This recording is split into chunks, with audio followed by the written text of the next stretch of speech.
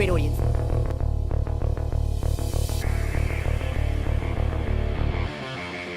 Well, you can all just kiss my attitude.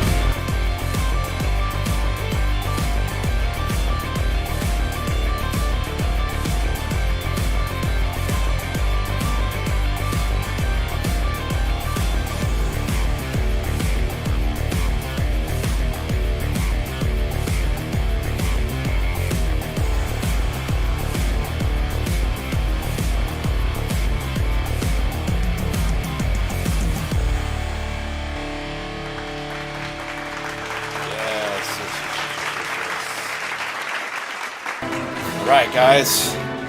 Wow, 2 days in a row. That's a fucking new record for me. August was a bust due to illness. Here at my daughter's house and at home, and September's looking much better. When I stopped yesterday, I had finished everything in the Irkutsk area. I had rescued, or I had saved Marek. His mom Marta died at her cottage, so Marta's cottage is done. And now we did Pirate's Cove yesterday, fought Captain Crow, who is a major fucking pain in the ass. But now we are on the hunt for the Godbird Empyrea, which is one of my favorite parts of the game.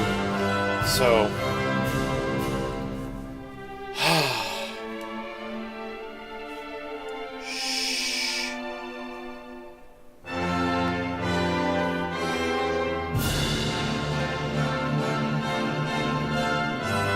Alright.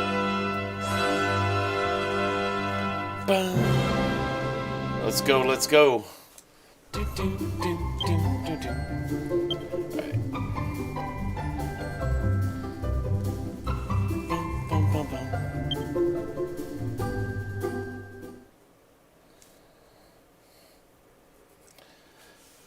And for those of you who have never watched me play this game or are unfamiliar with the game, which does happen even though the game's 20 years old this year.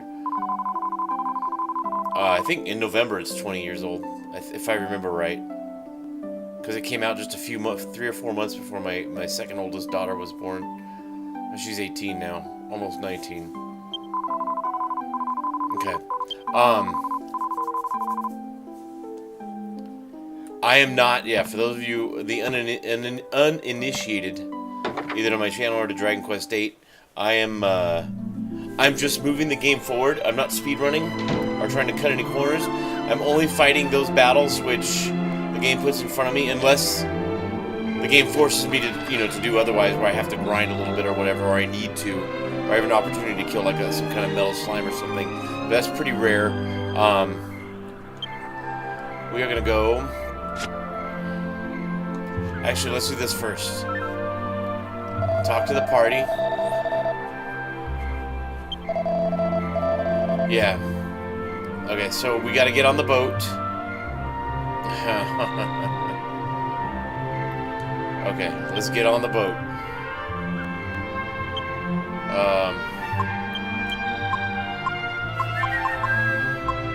There's my bell. Yeah, I'm not. I'm just moving the thing forward without doing a lot of BS. I do side quests and whatnot, just to stay, to keep my levels at level with the game. But my equipment is way behind. Like, I'm sorely lacking in equipment. I'm moderately equipped. I can win most fights, but yeah, you'll see. This area, not in this area, but. Wish those were hardy hands. Okay.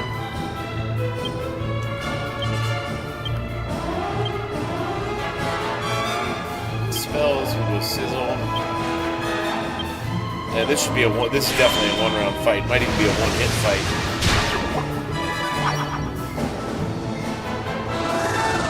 Goodbye. Now I use Axis of Evil a lot with Yangus because it's a free skill. It doesn't cost any points, and it hits all enemies. I'll either use that or like Helm Splitter. That's usually my method of operation. Okay, so now we have the sea chart, which I got from Captain Crow. This is going to take us to a really important island and a really important part of the story. Shortly, it may happen on this stream, it may not happen until the next time I stream this game, which will be a few days because I'm going to play Prince of Persia next. Oops, okay, hang on. We gotta open the sea chart. The game's gonna catch up with me. It's gonna force me to fight, or the fights are gonna become very difficult, let's put it that way. Which, to me, makes the game more fun. More exciting. There it is, illuminated sea chart. We'll use it.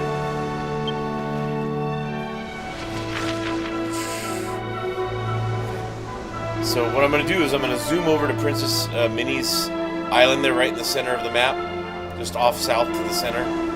Or just off center to the south. And then we'll get back on the boat and go there. I didn't want to do that. Just to move things along a little more quickly.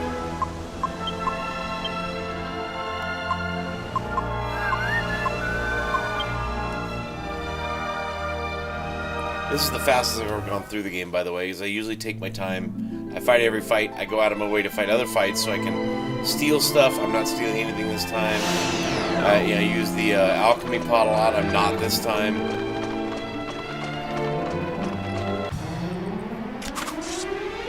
Using the alchemy pot correctly makes this game not easy, but gives you a definite, a very clear edge. Let's put it that way.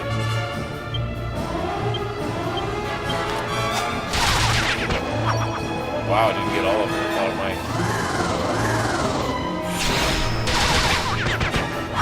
might. When you first get to this island early in the game, oh my god, those guys are so hard. They give great experience for that part of the game, but man, they do these dances, like they befuddle you or the entire party. They can daze you and confuse you. It fucking sucks. It really pisses me off when that happens too. But the higher level, you become less susceptible to things, or as you level up, like sleep, paralysis, all that stuff. Poison. Poison sucks, but it's far from the worst thing in this game in terms of status effects.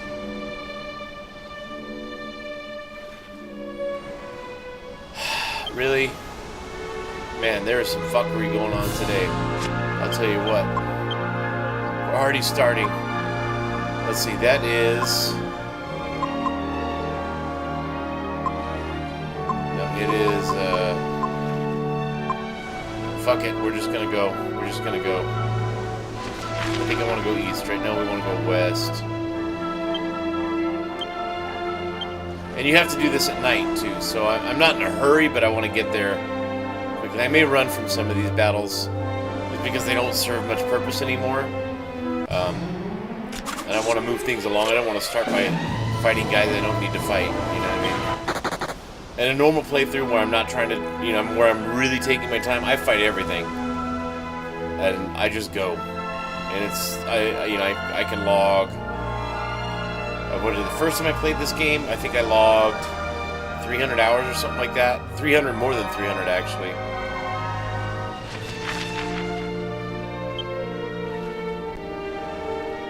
It was like 360 or something like that, and I did all, just like I'm going to do this time, I did all the post-game shit. It was hardcore. Now this island you can't get to without the sea map. This one straight ahead over here. And you can only get there without the boat but after you gain the ability to fly, so I'll fight this one. There's a certain satisfaction I have in beating the shit out of these guys.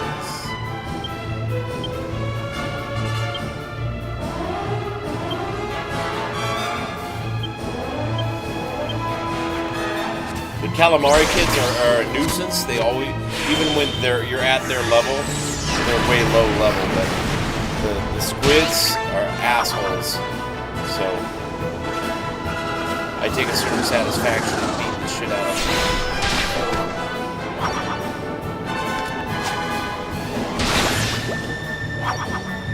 orange ones are tougher, but they're all kind of a pain in the ass.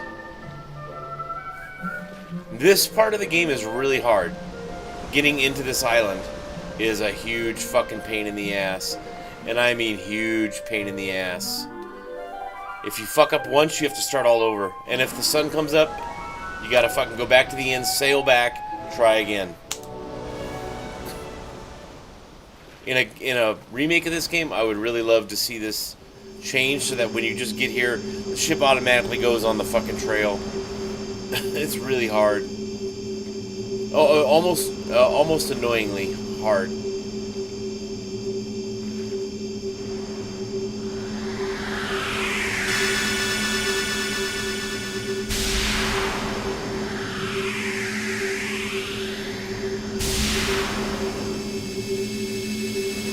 I might be losing my shit early in the stream this time. What's up, guys? Hey, what's up? Ashpro and Rashid, yeah. Now this is the very best of Dragon Quest, guys. If you guys are guys, I don't know. But absolutely. It's also, in my opinion, it's the third greatest video game ever made. So...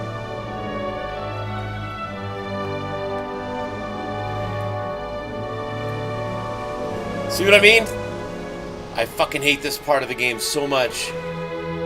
It's already pissing me off. And the sun's about to come up. You gotta nudge the left thumbstick, boom. And on my 20-year-old PS2 or DualShock 2 controller, I mean the controller works fine, but there's a little not drift, but it's a little stiff on the left thumbstick. It's just old and worn out. I suppose I could buy another one. I need to get some thumb pads for the thumbsticks. Those gecko ones or something. Yeah, it's very precise on this part. And like, I like this kind of stuff, but it pisses me off. All I want to do is get into the island. And it'll take a good 5 minutes if I do it right. Bump, bump, tap, tap, tap, tap, turn. And you want to turn the camera rather than the ship, so that you're always kind of just tapping forward or up. And use the camera to control your direction. It's a bitch. Oh my god, yeah. You'll remember it, I think.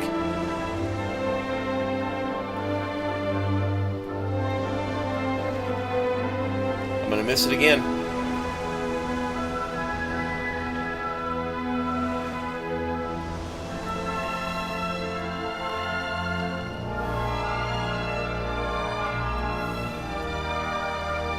Fuck, I barely tapped that, dude. Oh my god. There it goes.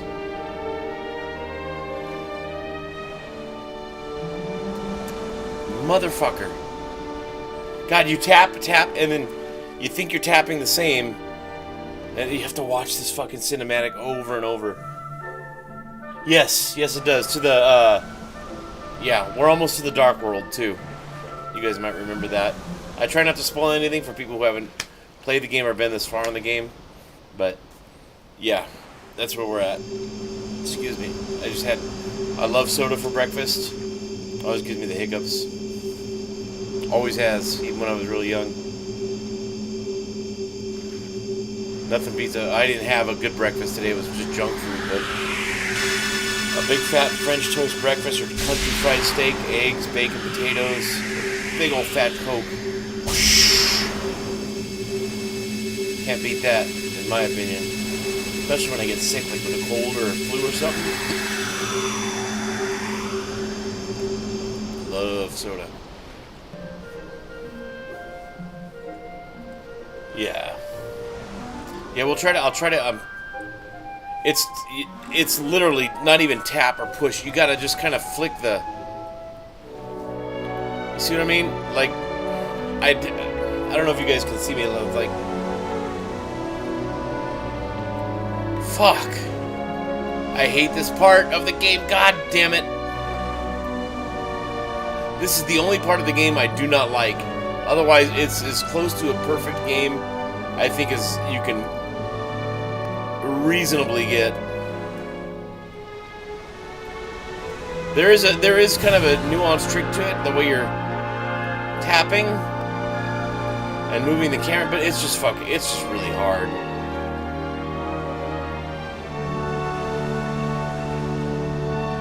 You kind of got to work angles, I guess. God, it's giving me anxiety.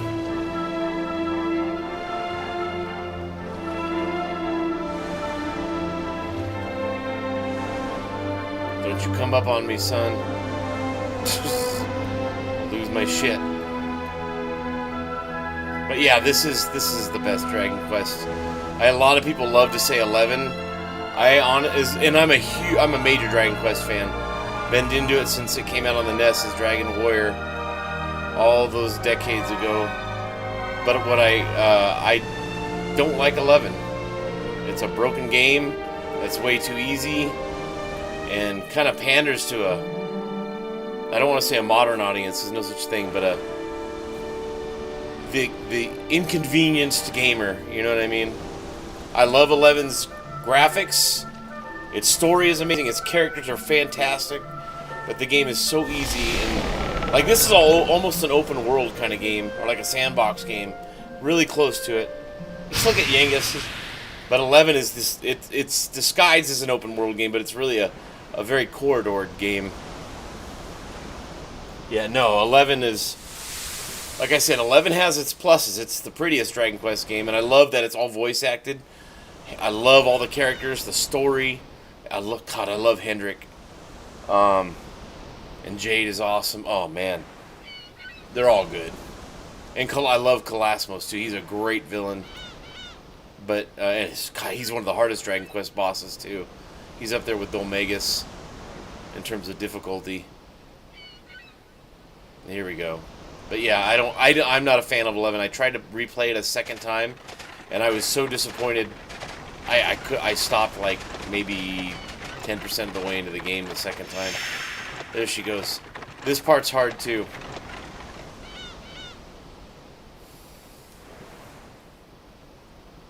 Yes, that's a good comparison. I've never actually tried to when I compare 11 and 8. I've never tried to compare it, like use other games as an analogy. But that's definitely a good analogy. 11, I get angry when I talk about 11 because it has all this potential. Sylvando, I love Sylvando, and oh man, but they dropped the ball so hard with that game to make it really easy, and they give you everything right at the outset. You get the horse, you can zoom right away. Like Tales of Arise did that too. I'm a big Tales of guy, and they fucked that game up good too. Anyway, let's see. Okay, so we'll do Super Throw. You'll see me use Super Throw a lot when 8's got the boomerang equipped. Mucho Macho. Go there. Jessica, we'll give Oomph to 8. That's right, Yengus has the Meteorite Bracer on, so in case I encounter any metal slimes, I'm probably going to wipe them out. I don't mess around with them. I love hunting metal slimes. I think I did over 100 hours of hunting on Slime Hill in this game. The first time I played it 20 years ago.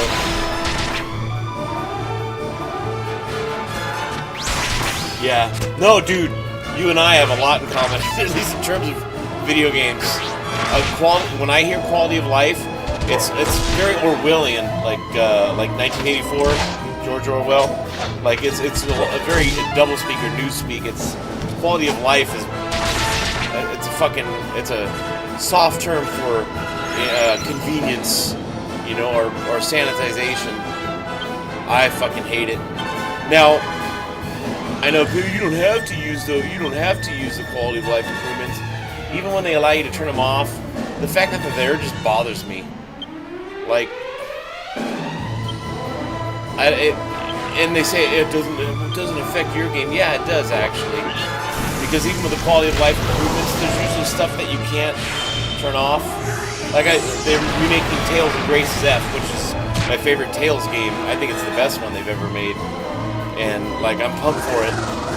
But I heard the same thing in that trailer reveal. Quality of life improvements, speed up battles. What the fuck do you want to speed up battles for? Battles are like the heart of battles in story are the hearts of any RPG, or should be. Oh, that's good experience. All right. So I don't know if I can call my saber cat here.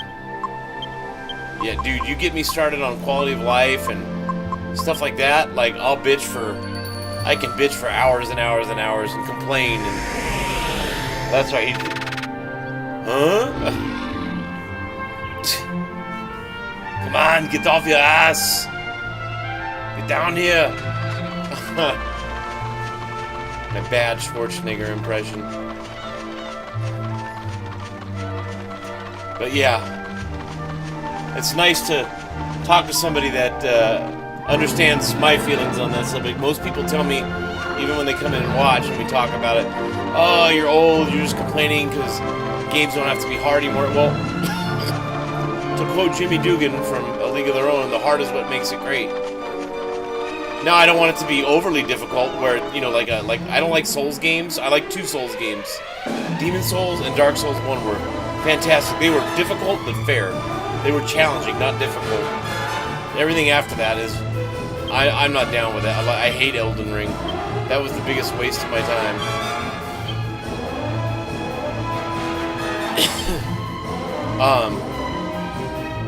Let's give him... You won't see me use a lot of status effects, except for, like, debuffing. I won't use sleep and sexy beam or puff puff and all that. It's a waste of time. But anyway,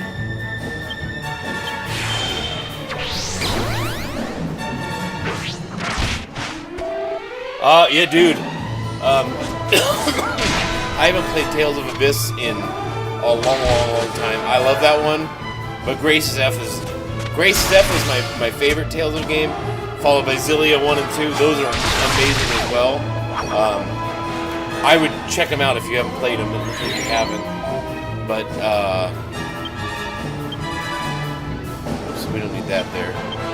Helm Splitter, Jessica can heal, and Halo. They're just fun. And they're battle heavy like this game. I love that. Demon Souls on crack. Oh my god.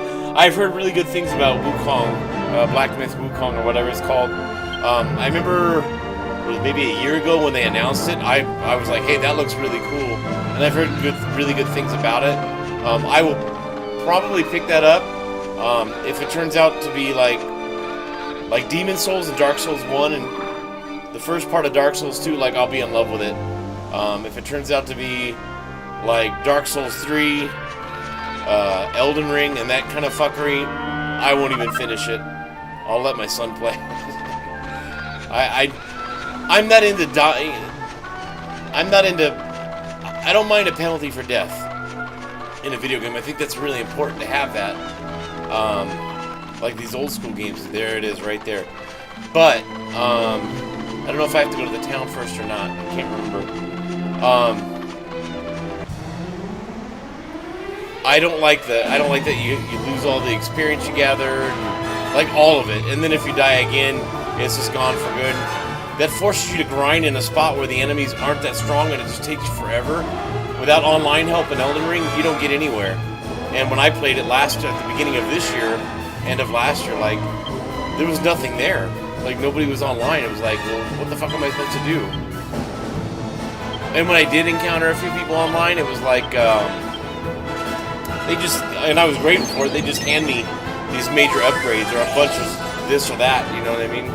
I was grateful for that, it was very generous, but then they didn't want to play. They're like, oh, it's boring to do this low-level stuff. I still couldn't solo it, and I'm not a terrible player, you know what I mean? So, with Demon Souls and Dark Souls 1, it was way more balanced. It was much more balanced. Yeah, see, I like that. No experience. I don't mind losing gold or some progress if you die, but don't take, especially in a game like a Souls-style game, don't take everything I fucking heard. Like something don't take the stuff that's gonna help me actually, you know, progress. That's just ass.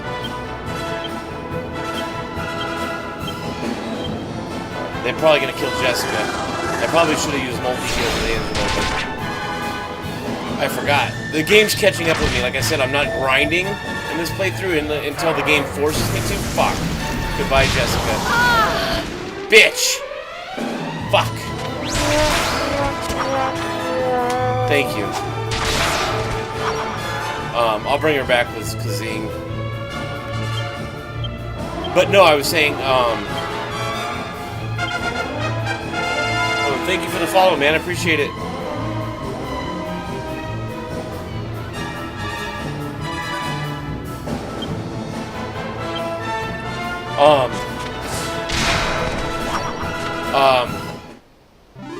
Fuck, brain fart. I'm getting old, man. 51. I get sidetracked and it's like, everything just kind of goes away. He should be healing, right? No, he didn't heal her. Damn it. Come on, Angelo. I'm curious, what do you guys do when you guys play DQ8? What's your style like? Do you use boomerang with 8? Do you keep him with a sword? Do you use the lance? Fisticuffs? Like, I'm really old school because I grew up in that time, so the hero is either sword or boomerang primarily because I like hitting all enemies. Yangus is my muscle. He's gonna be, you know what he does. Jessica, I never really use her offensively. She'll be my magic user and my healer, and then Angelo is either a healer or support. Like, as the game goes on, Angelo uses his sword less and less and less and less. Like, and he becomes more of a supportive guy. Oh, okay. Yeah, I usually do too. The first time I played, 20 years ago, I went full boomerang, like to the hilt with the hero. And then, when the metal slimes came and I didn't have metal slash, I was kicking myself. And because I'm a huge metal slime guy, like I go after every single one I can, or I go looking for them. I forget which way I gotta go. Yeah, I don't think it shows it, right? Oh yeah, it does. Okay, so we'll head east. I primarily I got the boomerang up to where I wanted it. Now I'm just doing courage and sword, so I can get Omni heal. Yeah, absolutely stronger than Yangus. But Yangus has Executioner, dude. You get a Metal King slime, and he's high level, you know what I mean? I can hit him, I'll connect like 75% of the time with Executioner. I fucking love it. These guys are a pain in the ass.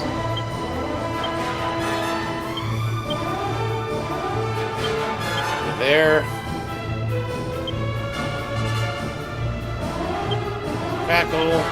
These guys hit pretty hard. There's only 2 of them, but I'd rather not take the heavy damage. Like I said, I don't usually run from fights. I will if I'm feeling annoyed or I'm in a hurry to get somewhere, but I usually in this playthrough, I'm just taking what's put in front of me. I'm trying not to avoid anything, but I'm not going out of my way to look for fights either, like I normally do.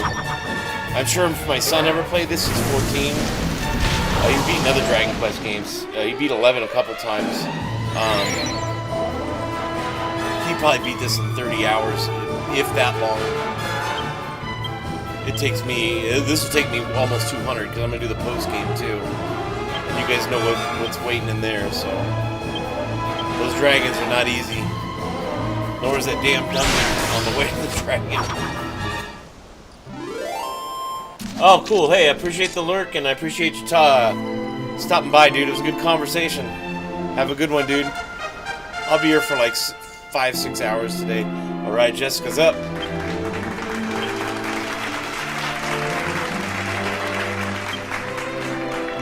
Frizzle, there we go. Okay, now, again, if you've never watched me play this, sex appeal is on Jessica. I love it like everyone else does. It's funny. But outside of the comedic appeal of like Puff Puff and her shaking her ass and stuff, like they don't do much damage or do much good. And as the enemies get stronger, all of those things under sex appeal become less effective. So I go staves all the way up, and then I go whips, and then the knives will be next. I'll use whips later with Jessica, but not right now. If I need a hand offensively, or I need to soften some enemies up. But she's primarily a magic user for me.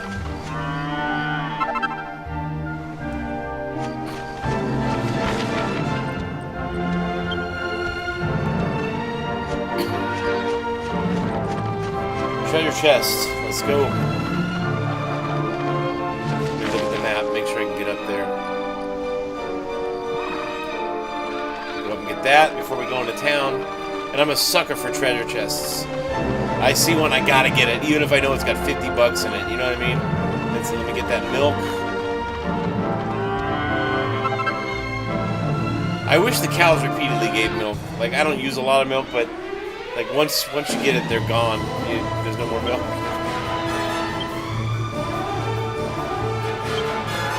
Axes of evil. Let's go. Insulate. Because they're gonna be that goddamn fire. Fire and ice is devastating to your party in Dragon Quest VIII. And we want Kabuff because these guys are assholes. Be fast, guys. Be fast.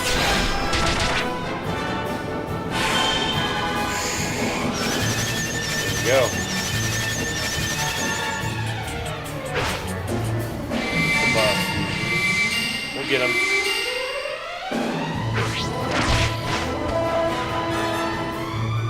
Jessica alone.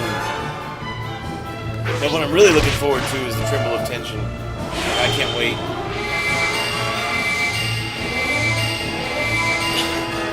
I don't know what the earliest point in the game is that you can construct that in your alchemy plot, but man, that thing is the shit.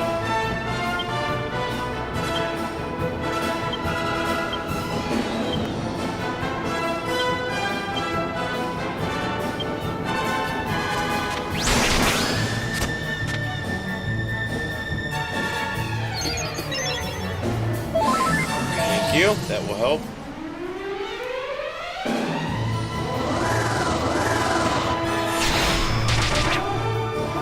Keep softening him up, dude. Throw the goddamn boomerang already, 8. Let's go, dude.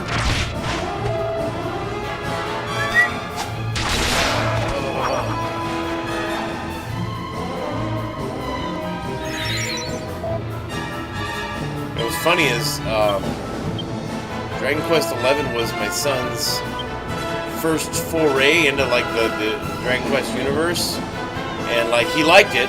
I think he liked it more than just liking it. But after he went back and played other titles or messed around with them, like he saw what like complaining was really about. Yeah, you gotta have insulate on against fire and ice guys. The fire's really bad.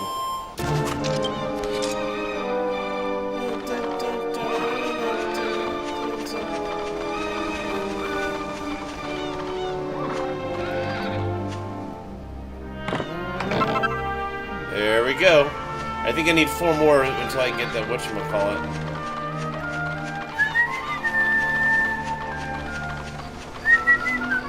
There's the puppeteer. Kind of a rare enemy. Well, not rare, but one of the monster hunts.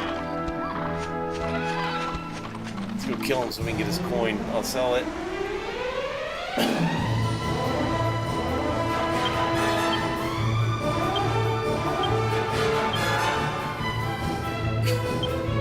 Whoa.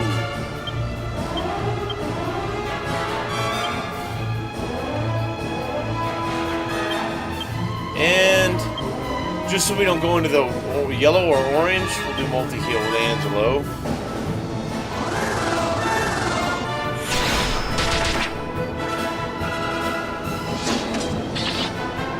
Boom!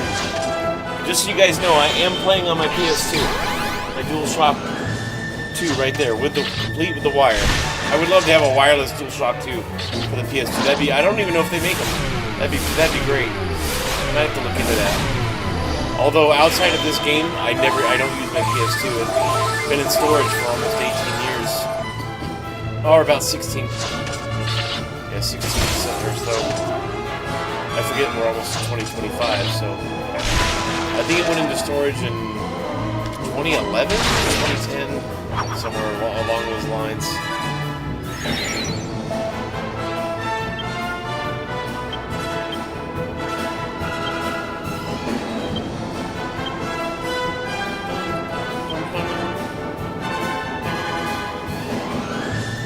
Crackle. We'll pound this guy. Get him, Jeff. Man, I'll tell you, it's nice to talk to people who get where I'm coming from or agree with me on Dragon Quest VIII. And that said, I wish he would have stuck around. And next time he's on, I'll have to... Yeah, that's a good experience, too. I want to talk to him about Dragon Quest XII. See what he thinks that's going to be like. I'm sure it's going to be more of an action RPG. The writing was on the wall with 11. As soon as I played that, I knew where Dragon Quest was going. I thought, oh, here we go. You know, I wish, just like a band, I wish games would just be what they're supposed to, or not supposed to be, but what they are. You know what I mean? Don't try to change for the sake of modern trends, or you know, you just do what you do. You let Dragon Quest, let Dragon Quest be Dragon Quest. You know what I mean? Yo, that's good. Oh, give me a copper monster coin. He was nothing. I want the gold ones, man. Give me that gold. Alright. There's probably treasure chests out there, but I don't care right now. We're gonna go right here, right into town. And then we can go do the Godbird thing, go into the Dark World, which is amazing.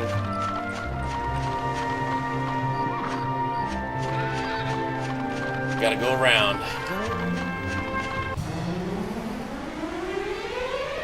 Okay. Grim Riders are tough. The Elysian Eagles are a bit tough.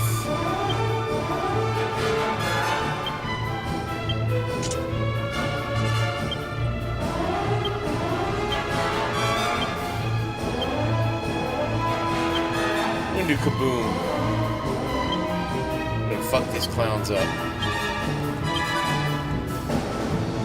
Hurry before they cast bounce.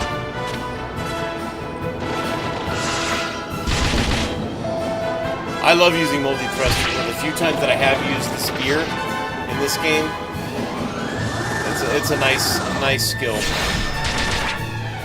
But I think when you don't do the sword, the boomerang in this game, and axes with Yangus, you miss out on a lot of stuff, man. That not only is more rewarding and fun, but makes the game much more balanced and fair. And it's not an unfair game at all. I think it's a very balanced game, but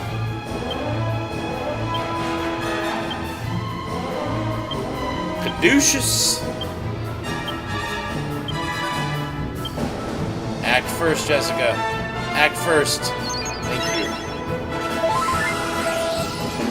Like, and then I heard, I've read, I haven't heard anything, I've read or watched videos talking about how they're gonna, you know, from now on in Dragon Quest, you won't get stuff like you did with Jessica and Jade, the dancers, the hot chick from Dragon Quest 4 or 5, I forget her, the girl with the whatchamacallit, the boomerangs. Like, they're trying to stay away from, like, even though it's humorous, you know what I mean? It's fan servicey, but it's humorous. I don't get it, you know, you want to be politically correct and, you know, not objectifying anybody, it's just being funny and having fun with it. Dragon Quest chicks are either always really fat or really hot. They're always one or the other. I find that humorous.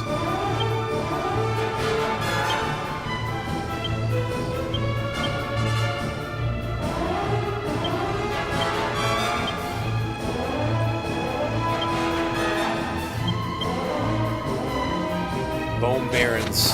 That's another species where they're red instead of green and yellow.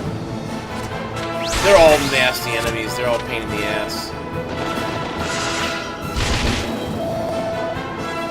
The only enemies that I really worry about in common battles or in random battles are the ones that can cast thwack or cut thwack.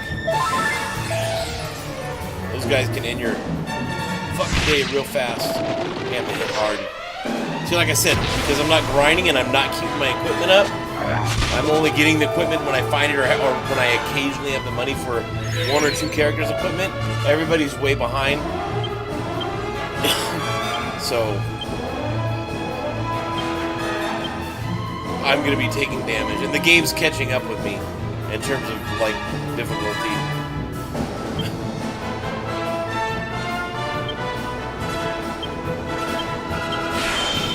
go, Jess.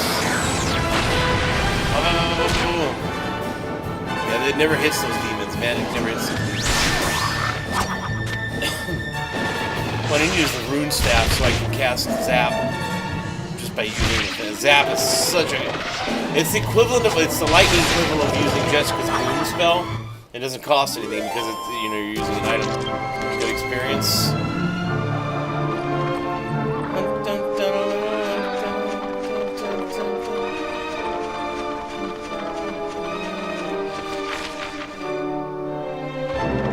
Almost there.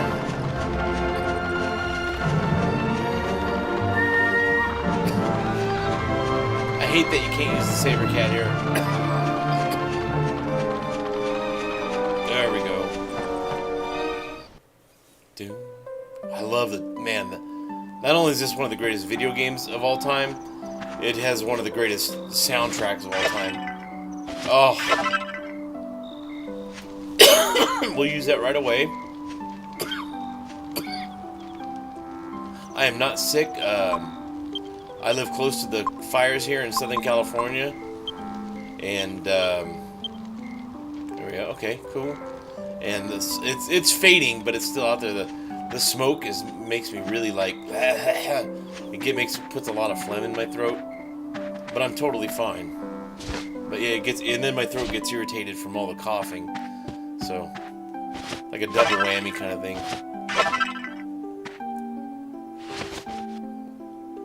Yeah, this game needs an 8K remake. It needs to launch with the PS6. Oh my god. Godbird Empyrea, her body is in the other world. It is why we can only see her shadow in this world, but I have also been told her true form is very beautiful. It's what the chief told me once. I always wonder, is it true? I heard that you can disappear if you follow the Godbird Empyrea. Is this really true? Yes. I love this part of the game. Oh, I remember getting here and finding some of the twists. I was just shocked. I mean, Dragon Quest always has a fairly simple story, but the writers, they manage to take simple things and even some tropes and surprise you, like in the story. You're like, huh? Like, oh my god, I didn't see that coming kind of thing. It's kind of funny. Some games do it better than others. This one does it exceedingly well. Dragon Quest III, spoilers in case nobody's ever played that, or you're waiting to play the remake, which I am too. Oh god. But when you find out that when you go into the Dark World there in that game, and it's Alfgard, or the original world from the first Dragon Quest. It's like, oh man, you know, the music hits and you're just like, oh shit.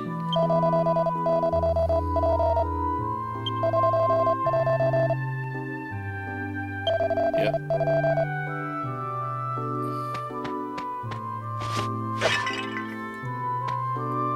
Now I'm talking to everybody here in town because this game, like a lot of Dragon Quest games and some other RPGs, there are trigger sequences where you need to talk to somebody for something to show up or for the story to move forward.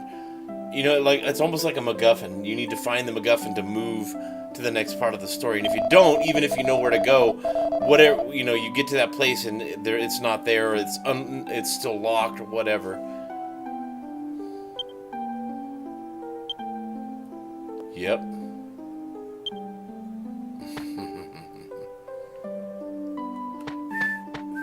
So we'll eventually get to the mayor here.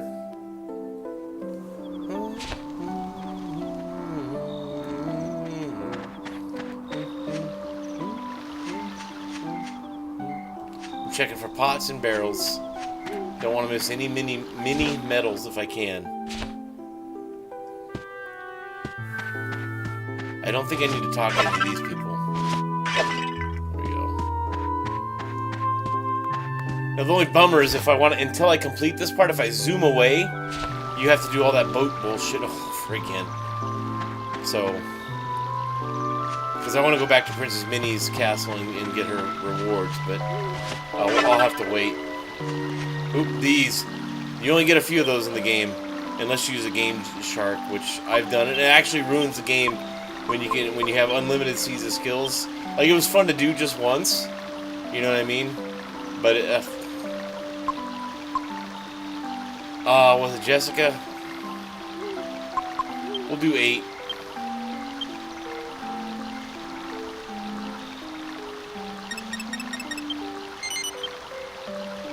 That way when he levels up, we'll get a little bit of a boost. Alright, I'm gonna go check the other...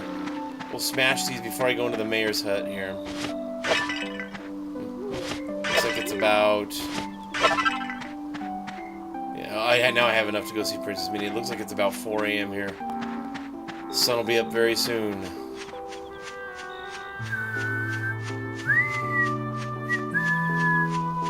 The city begins to stir. Or village, I should. This isn't a city, it's a village for sure. And my advice to anyone who's going to play Dragon Quest, if you're early in the game, get the magic key. It unlocks everything in your path until you get the ultimate key, which does other things as well. Don't just stay with the thief's key. You'll miss out on some good stuff.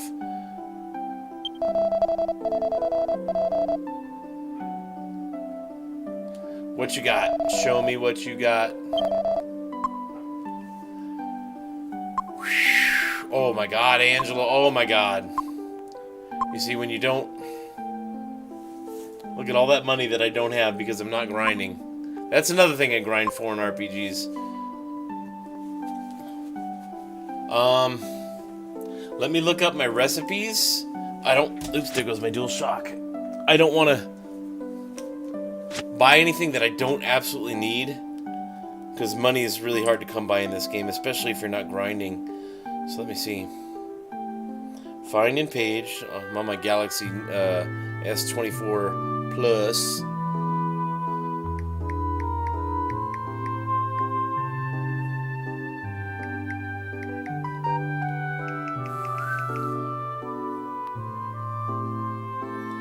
There's my recipes.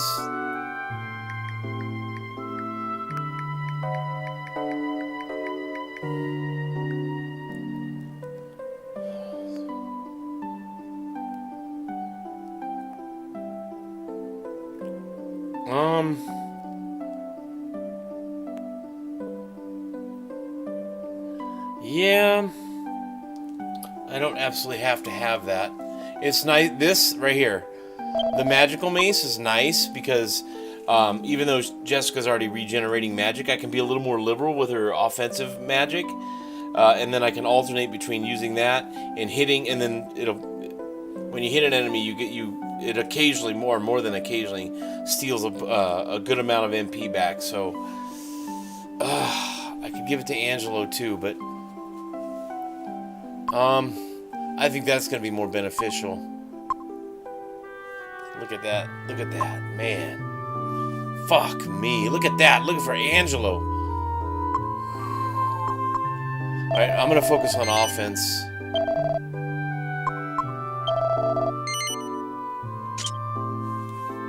Let me see. Make sure I can't... If I can... I'm checking to see if I can do anything with those.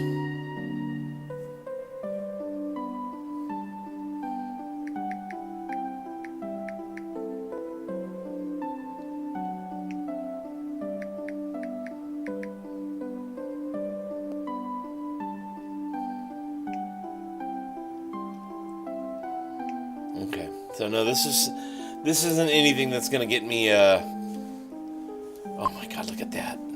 All right, let's go sell. I don't think I'm gonna have enough to.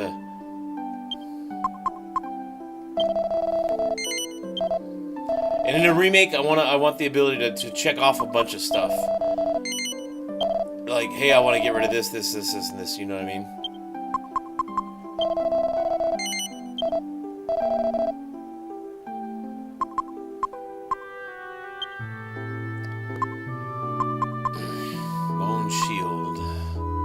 Hades' helm. Char. Josby, the only place for Steve. Gotta be really careful about what we sell, or some of the things we sell. There we go.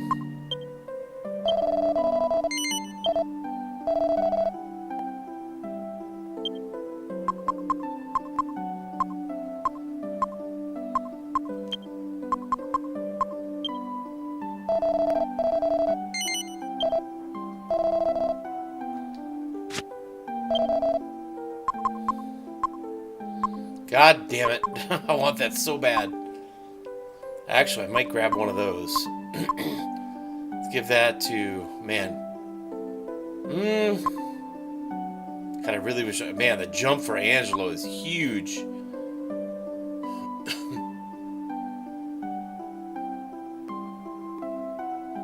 Yeah, let's give that to Jess. I will never use it as a...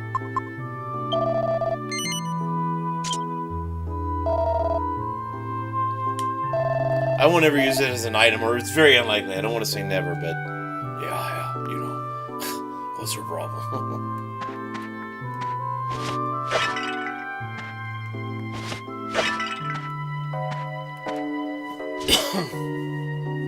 Okay, it's almost story time.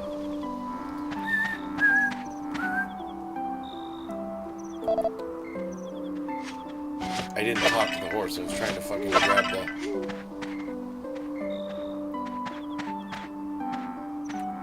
Did I go in here? I may have. Then it'll be time to go back to the mayor's house. I think I did go in here, yeah. Yes. Yes, good morning.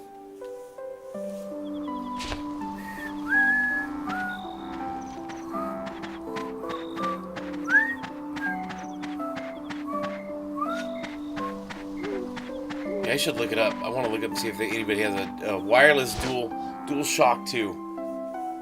Because it should have the piece connect up there, and then, you know what I mean? It might even go into the USB port for power, like my HDMI adapter does.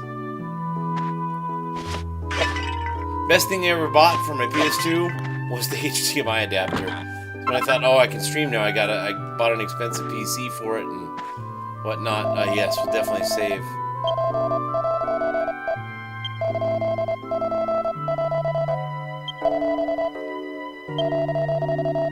No, I shall not bemoan this great responsibility which the goddess has bestowed upon me. She has entrusted her wayward sheep to my care. It is a sacred mission. Pardon me.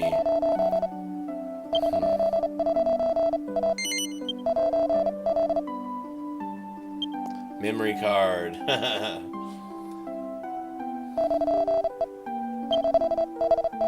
Yeah, no, when I decided, when I knew I was going to start streaming, like, regularly, or try to be a full-time streamer, I thought I gotta bust out my PS2 and play Dragon Quest VIII, because there's no other way to play it. I mean, I can play it on an emulator. It's not as fun because there's a lot of easy ways to cheat on there, and you know, I mean, I've beaten the game a million times, so it's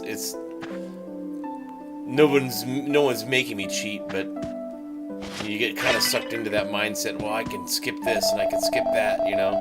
I don't want to play it on an emulator.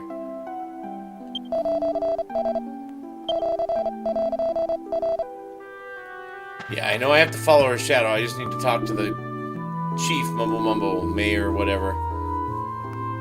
Gojasar, you do not seem to be of this village. 8, oh, that's 8's explanation for everything is a silent. I see, so you want to learn about the god bird Empyrea. I praise your inquisitive attitude. According to legend, Empyrea once could travel freely between two worlds. The first world is called the world of light, and it is the world we inhabit. The other is called the world of darkness. This ability to travel freely was a very special one. It was only granted to Empyrea. One day, the evil ruler of the world of darkness built a huge gate between the two worlds. He was then satisfied, you see. He wanted to conquer not just the world of darkness, but the world of light as well. To prevent a catastrophe, Empyrea flew to the world of darkness and used all her power to close the gate herself. It is said in the legends that her efforts worked. The gate was successfully closed. Unfortunately, she had no energy left to return to the world of light. All that remains to this day is her shadow. It is also said that her shadow occasionally creates a doorway, an entrance to the world of darkness called the Dark Eye. To be honest, I do not know exactly what it is, but it is said that if you walk through the Dark Eye, your next step will be into the world of darkness. So I strongly advise you to not casually follow the shadow of Empyrea, for you may fall into the Dark Eye without even noticing it. Oh my god. It reminds me of Men in Black 3. You definitely do not want to hit that button on the side. What does she do? Is she the end?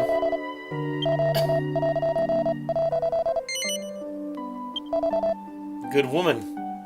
Those who do good without expecting or demanding anything in return are truly good. At least in that regard. Some people appear that way and have ulterior motives. Did I go here? Did I open the...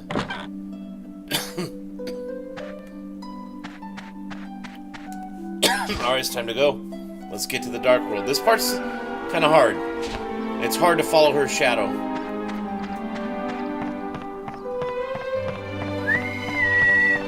God, I could listen to that music all fucking day.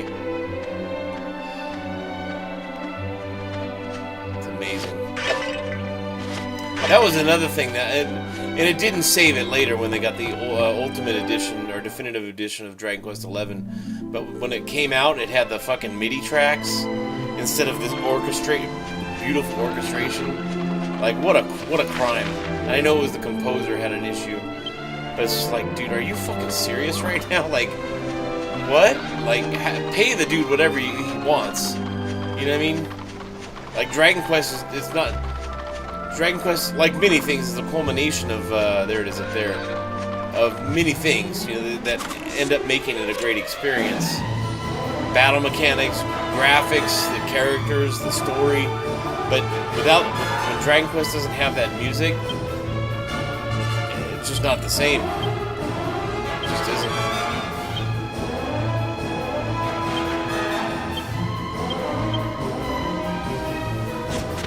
I know that guy, the composer that passed away. I know who he was. I don't remember his name. I never remember his name.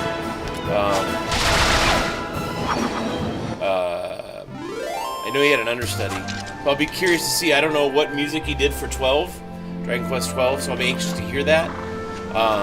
Straight ahead, guys. But I'll be interested to see or hear the music from the other composer. Just like I'm interested to see. I know they'll copy Akira's, Toriyama's designs, but like future Dragon Quest characters. I mean, God, two just amazing talents. And I think Dragon Quest can succeed with new people in those spots, but... This is so fucking hard. I hate this part of the game so much.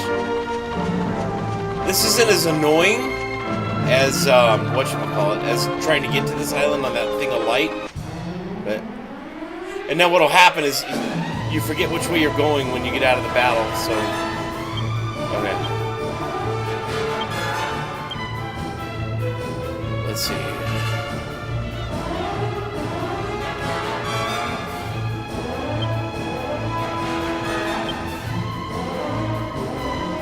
These guys are no joke, so... We'll take the semi-cautious approach. But yeah, I'm excited to see what the new composer does, and I don't know that we'll get any new art in 12, but in 13 or whatever comes after 12, you know what I mean? I'll be anxious to see. Because you have to come up with the idea, and then you have to adapt your idea to Toriyama's style, which should never ever change. That should always be part of Dragon Quest. But I was thinking of Star Wars Rogue One. Not a great movie, but it was actually the only movie under Disney, Disney Star Wars that I enjoyed. I thought it was well put together, and John Williams didn't compose that, and the music was still awesome. So... It doesn't make it any less awesome when somebody else does it necessarily. It just makes it different, you know. But if you keep the heart and soul of it, or the main DNA and the music and the art of the gameplay, it's, you know, it remains Dragon Quest or Star Wars or Phantasy Star or whatever. You know? And I enjoy, for the record, I do enjoy Dragon Quest Heroes 1 and 2. I love those games. But, and I'm not faulting the actress. I didn't like Jessica's new vocal performer or actor. She was fine, but it didn't sound like Jessica. She had the accent, but didn't have. She was missing the disposition and the attitude. I mean, she sounded very posh, but it was. It just wasn't. It wasn't on where I thought it should be. See, that sucks when you come out of the battle. I guess I could use holy water, but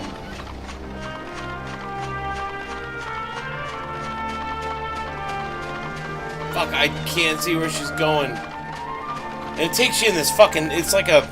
You're going all over the place. Instead of going directly to it, the shadow's taking you off on like fucking wild tangents. See, and if I had my saber cat, I could just boom. I could stay right on her tail.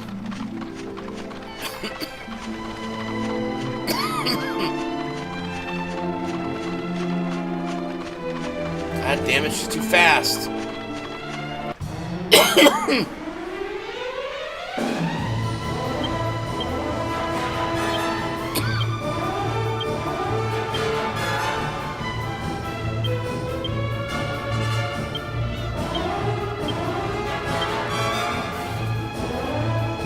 Fuck the slime. You know what I mean? Yeah, I'm very anxious to see what. And I know that this is a possible major disappointment coming with Dragon Quest XII, at least for me. But I'm anxious because 11, even though 11 is not a great game, and it's not a very good Dragon Quest game, it's still a good game. There's no bad Dragon Quest game. So, I'm anxious to see where it's going. They said it was going to be more mature. I just hope it's fucking hard. Like this. Or like 1 or 3, you know what I mean? Like...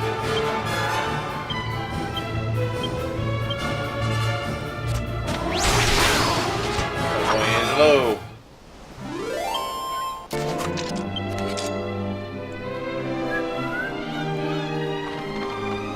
Whoops, I always forget to hold the thing as I'm getting out of battle. Hold forward or whatever direction I was running.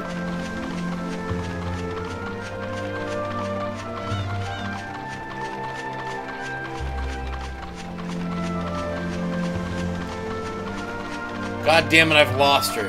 God damn it. I'm gonna come back for that treasure chest.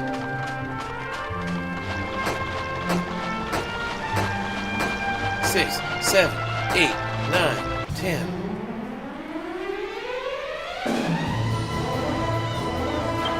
Luckily, poison terrain isn't as nasty to the party as it is in other games or Dragon Quest games. There's some where it's just like, what?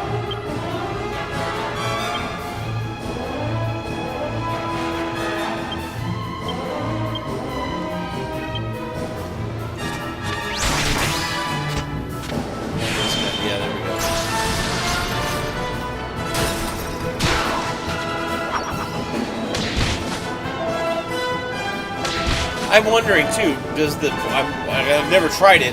I wonder if the portal appears to the Dark World without following her shadow, if you know where it's at, or if it's one of those trigger events. You know what I mean? I have no idea.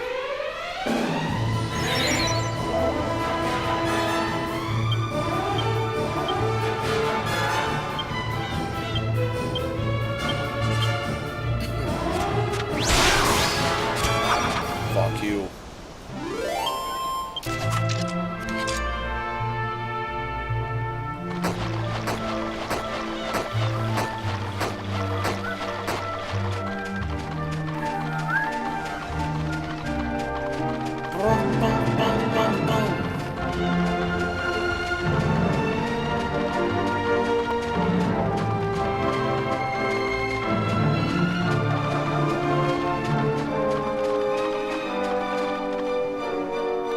No, I think you gotta follow her. They answered that question just by the way it cut, you know what I mean? Wow. Now I can go back and get that treasure chest. I love his face.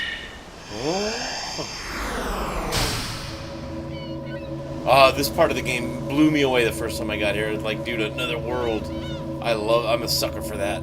There's a few things I'm a sucker for when it comes to games or RPGs and more specifically.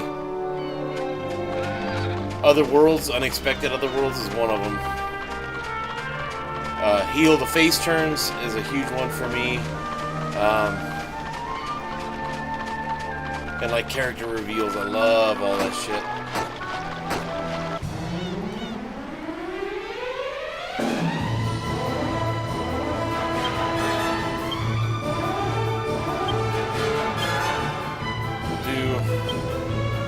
Chrome splitter.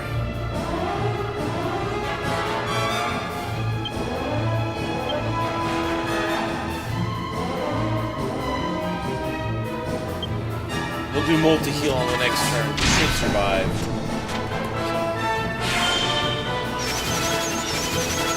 See, now the game, because the game's getting harder, or catching up with my lack of grinding, there it is, I made the right choice. You're going to see me start to use different strategies. I'm not just going to be hammering them. You know, I'm still going to try to hammer them, but it's less offensive and more strategic. I don't really ever go defensive. I know how to when I need to, but that doesn't usually happen.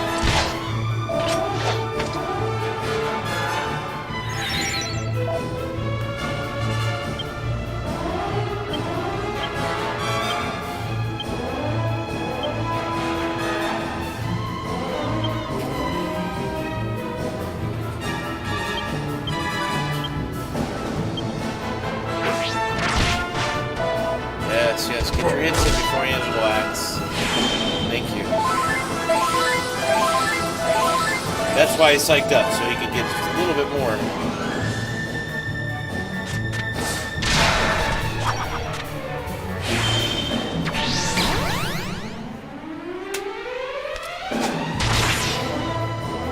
Man, Mucho Macho's tough, dude.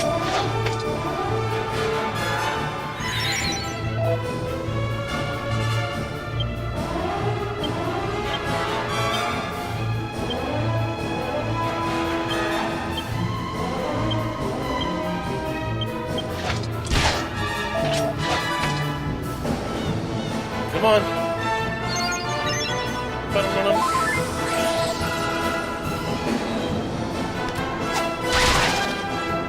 Right.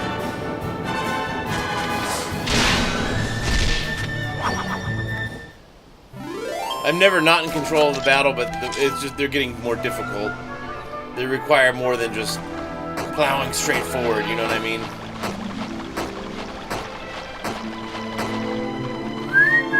What's in here?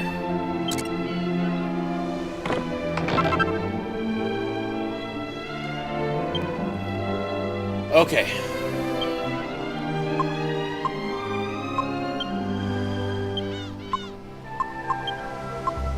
Ooh, now here.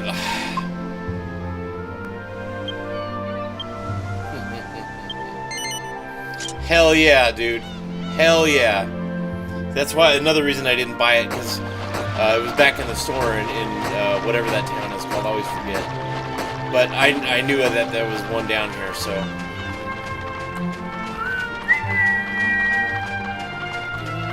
The only disappointment with this part of the game is I was hoping the Dark World was going to encompass the entire map, not just a small portion of it.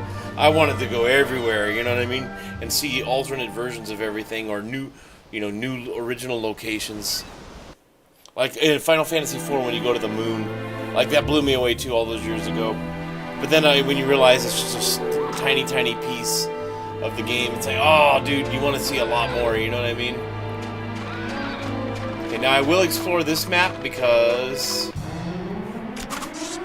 there are treasure chests here. Dark condors. Aren't condors? I think condors are vultures, aren't they? I think so. They're ugly as fuck, man.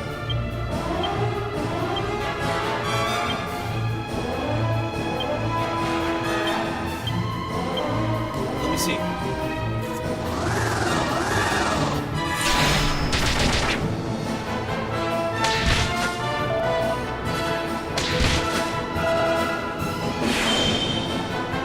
Yes, they are very, very much vultures. They're cool birds, but yeah, they're big, but damn. I like vultures, but they are ugly as shit, man.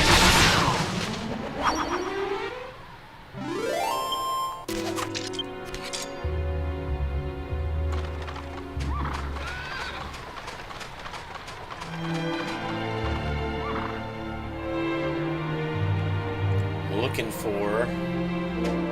I know I can go back into... There's a town here as well.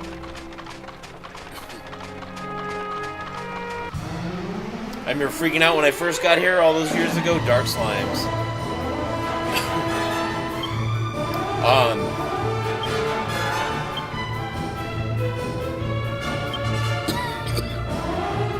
like I didn't have a lot of MP left, and I didn't have a lot of items left to recover items, and I couldn't find a church or a town. I didn't even know if there was a town in this land, and then I found it. Oh man, I'm so relieved, so fucking relieved.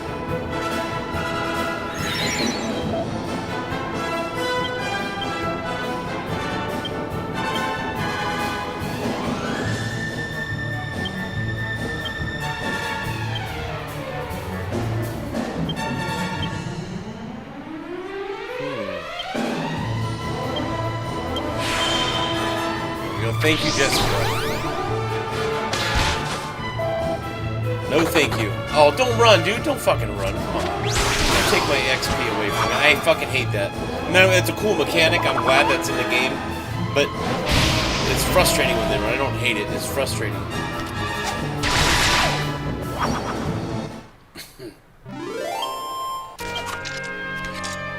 Okay, so we're getting very moderate experience at best.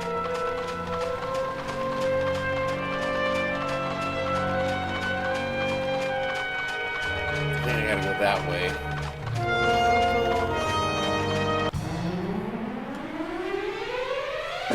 Shadows, yep.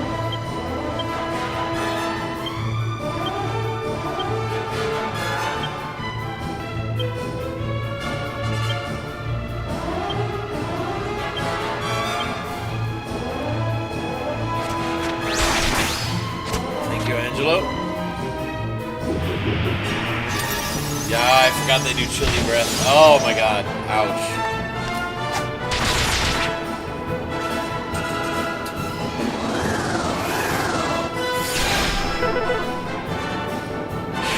Bitch.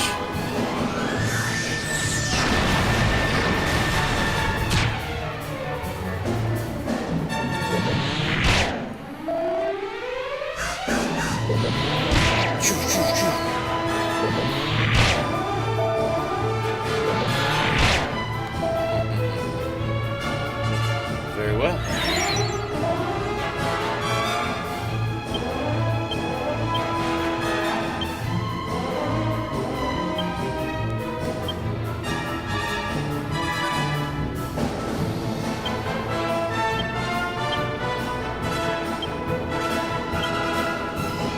I think the boomerang should get them also.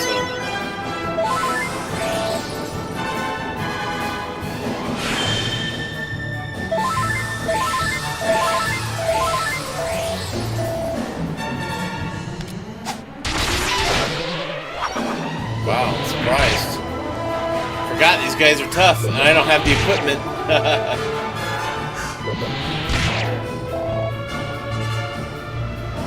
Now, what you won't usually see me do in this game is I'll sell stuff, but I don't sell weapons and armor and accessories because a lot of them, especially in the later part of the game, can be made into powerful things in the alchemy pot, so...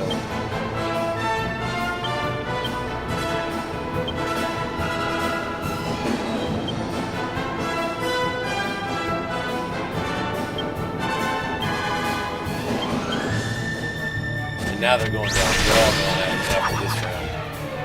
Or during this round, I should say. Oh!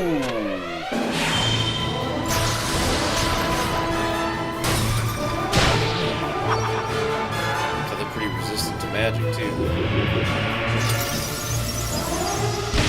Right, so now I gotta put my foot on the gas a little more when I fight these shadows. At least for now, until I have better equipment and I'm leveled up a bit. 70 bucks. Give me at least 250. Jesus.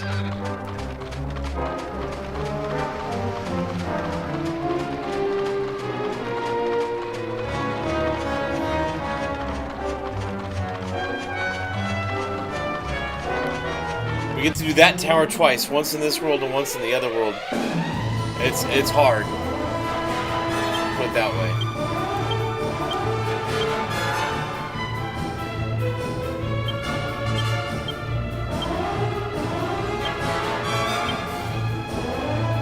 Should get rid of the Dark Condor this round.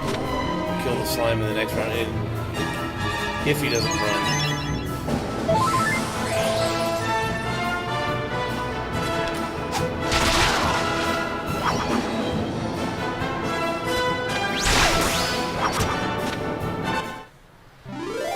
Whew, no problem.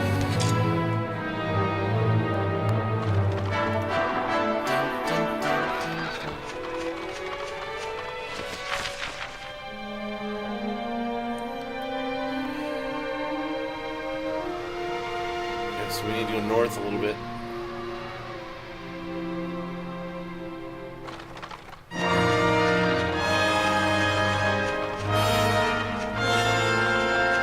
It bums me out that you can't leave this island in the Dark World. That's all there is. I mean, it's really cool, but it's like, oh, you want more. You know what I mean? Like, fuck.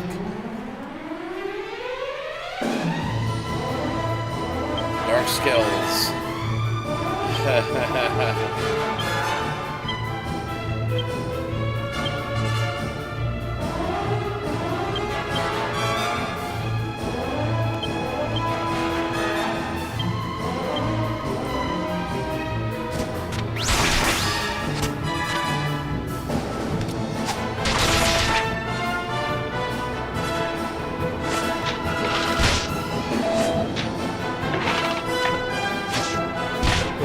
Yeah, skeletons pick on Yangus a lot, I've noticed. Early in the game and even here. Yeah, that would have been nice to have first before he acted. But that's alright. Feels like it's attacking more than...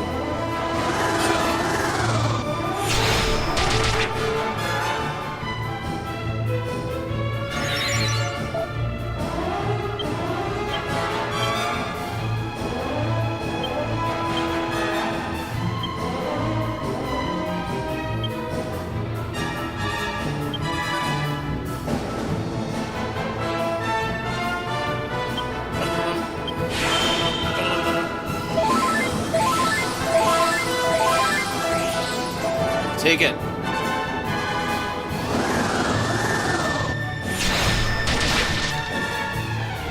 One down, 4 to go.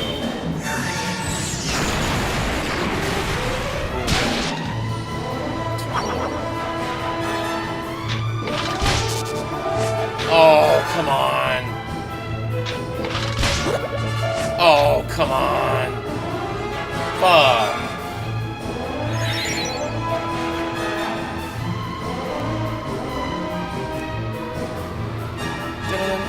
Two fucking heavy hitters. Oh.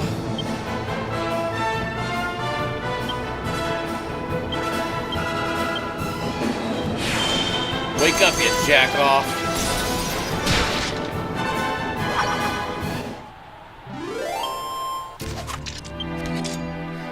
Decent experience. 2,000 would be good.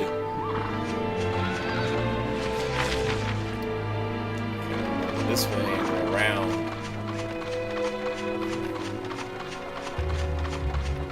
Get into town. Downtown.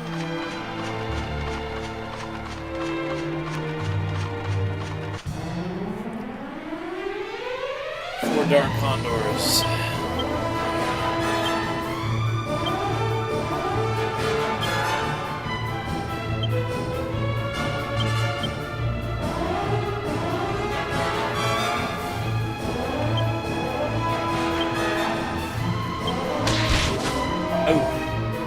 Hard hit. Yeah, the game's definitely taking a bit of a difficulty spike here on me. I'm gonna win, but it's not a hot knife through butter anymore. It's you gotta work for these victories. I'm totally in control, but really one or two dumb decisions could turn the tide. So, god damn, they whittled him down, didn't they? What I'm talking about?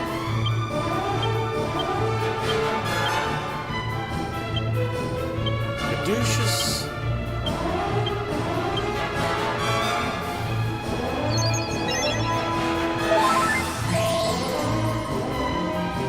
Not enough, but enough to get through the fight, right?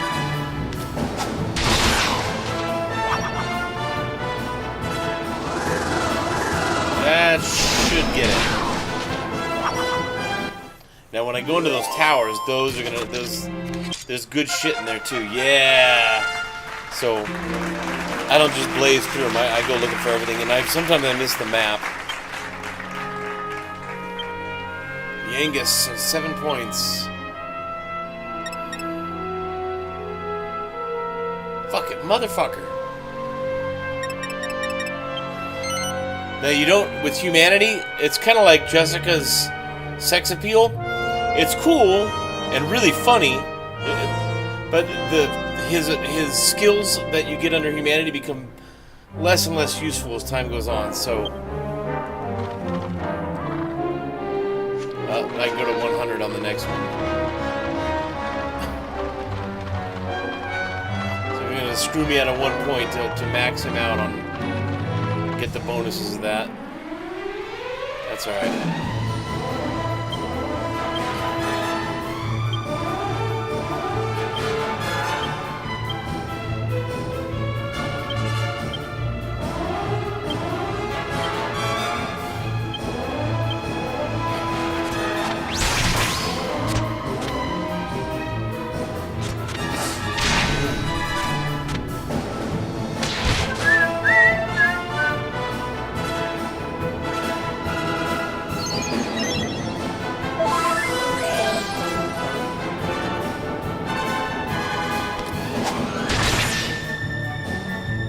Man, those fucking shadows. Oh!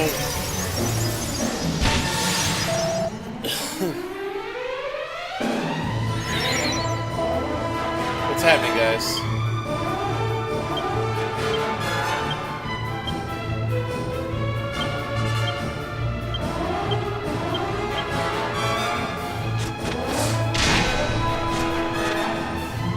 Go. Oh, come on.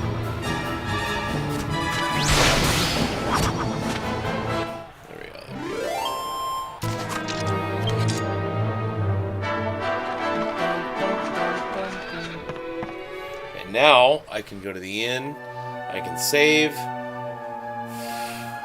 That's something I really miss in modern games, is that pressure to reach the save point, that stress of it. Hadhad ni nilon sugsugatad. Maksak Empyrea na nakamnanok? Kot matlok meloy. Taksikan henaksagatan mikliad Empyrea. To nitem nikutinex. Dokik toik ninge po, jutat hanek hu. Kot kim jodag ninge mitay.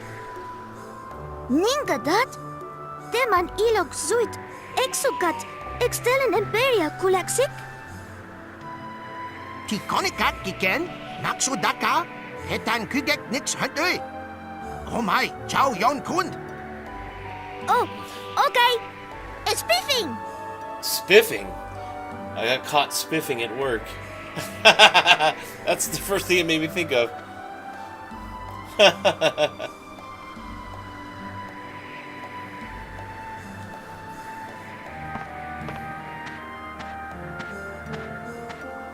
Ah, so this is what all the fuss was about. Oh, he sounds Italian. If I'm not mistaken, you must have come through the dark eye. You are dwellers from the world of light, no?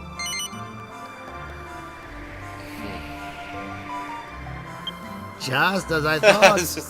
Then it must be the will of the goddess that brings you to us. Well, there is something I wish to discuss with you. Perhaps you would visit me in my home later.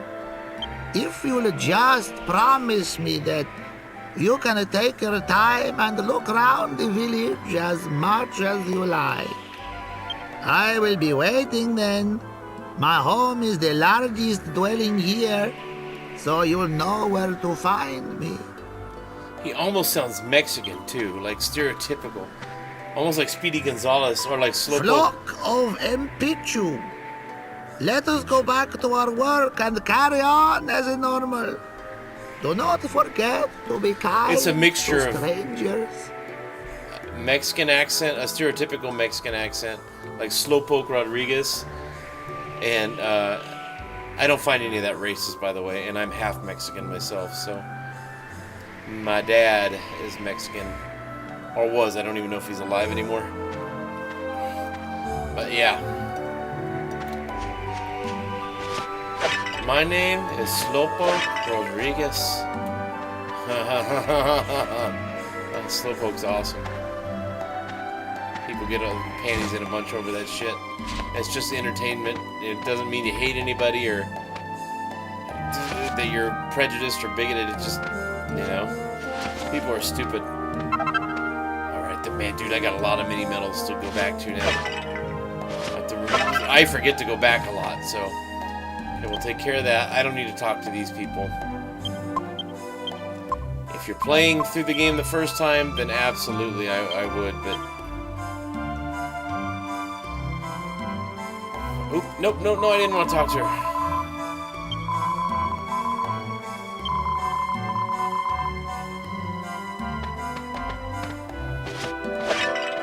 Yeah, that guy sounded half Italian and half Mexican.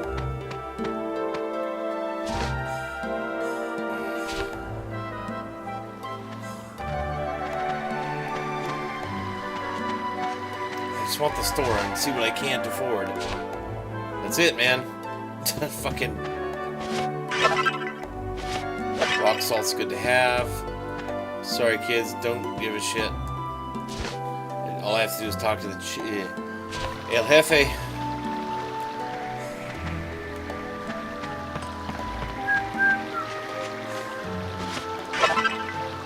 Man, there are a lot of mini medals.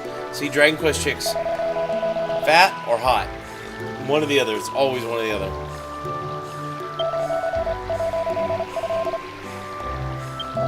Might be like universes. They're next to each other, but impossible to reach, you know? I'm not gonna go talk to me yet, but I am gonna get these pots. Premium molds, I don't like. They're mainly used to make cheeses, and I don't usually use the cheeses, as you've probably noticed. I love Munchie. I think Munchie's awesome, but there isn't a lot of reason to use them. Especially once you have the really powerful spells. I love how these are still the same color in the black and white world. Yeah, don't need that. Goja Shar, wait.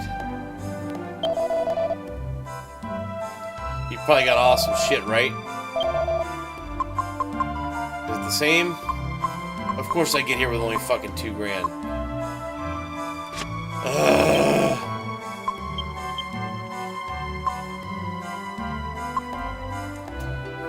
10. Dude, I got 10 mini medals. I want to go back so bad.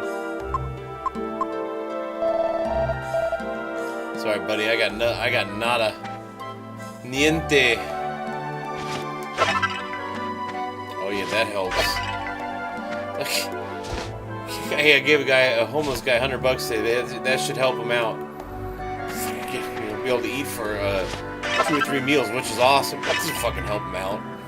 That's always funny when people do that. I gave that guy $100, and he needs about 100,000 and some help. It's like, dude, that's 11. Holy shit! I'm cooking on those mini medals this time. Cold cheese. I know you can make like freezing cheese and shit like that. Cook cold cheese.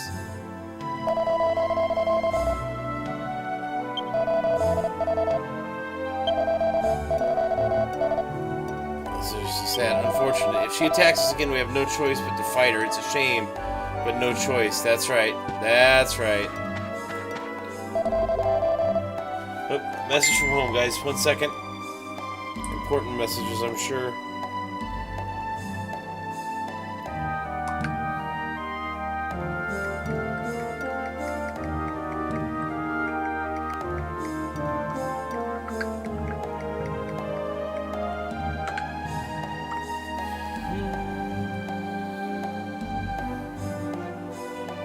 Oh. Okay. Got more work for tomorrow. That's a good thing. I'm one of those people that gets really impatient with texts. Like, I want people to respond as fast as I do. Si, correcto. Golorme. Once more with music.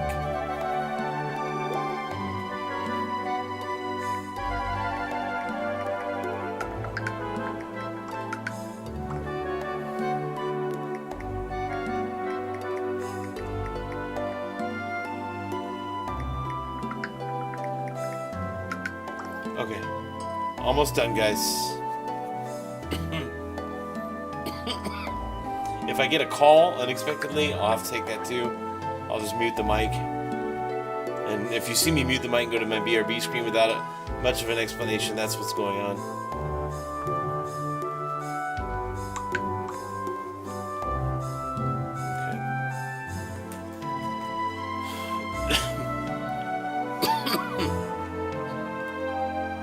Alright, let's go see El Jefe. Man, I gotta talk to my buddy Bob.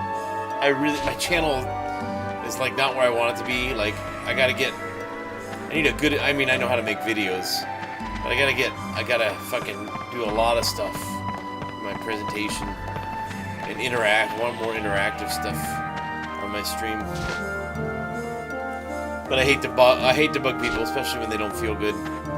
I know not everybody's me, but that's the only way I make my decisions based on, you know, if I felt like shit, do I want somebody calling me? No.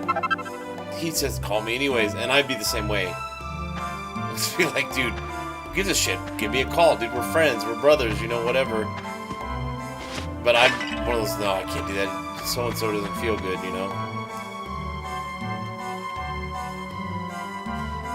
Ooh, my right thumbstick's getting sticky on my dual shock.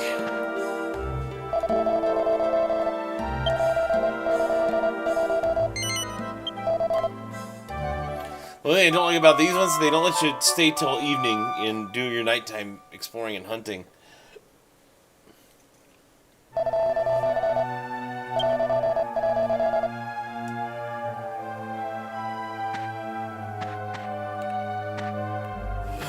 And here's the most important person in the game. Gojashar, Gohosar, I don't know how they pronounce it. Spiffing. Don't look at me, I'm spiffing. Color don't mean shit.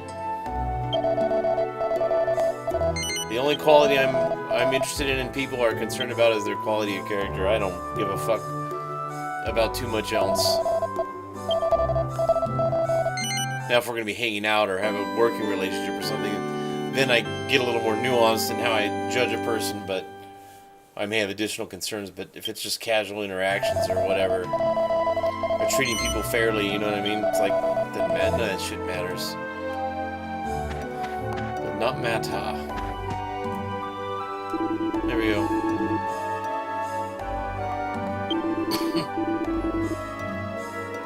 Empyrea was responsible for the attack on our village. It's natural to think this, but to be honest, I'm not fully convinced that she wished to cause us any harm. I try not to spoil anything for people who are watching and have never played the game. Most people probably watching this game are Dragon Quest fans, but you never know. When you find out why Empyrea continues to attack us, I believe there is some hidden meaning behind her actions. I also believe that your arrival here is not an accident. I believe it to be fate. Okay. Only Empyrea may cross between the world of darkness and the world of light. It was she who guided you here, correct? Then Empyrea must be thinking something.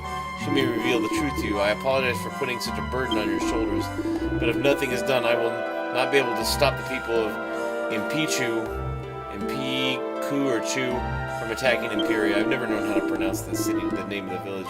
That's why I want you to find out why the god bird is attacking us. Yes. You can answer no in this game, and it doesn't... I mean, the responses are comical and sometimes hilarious, but it always finds a way to draw you back to the... You have to say yes, or it does it for you after you choose incorrectly. It's fun. It's fun. She's often seen near Empyrea's roost, a large rock formation in a nearby field. I suggest looking for her there first. Okay. Now I know what I gotta do. Now I know where we're going. And I'm almost at 80 followers on Twitch. I'm blown away.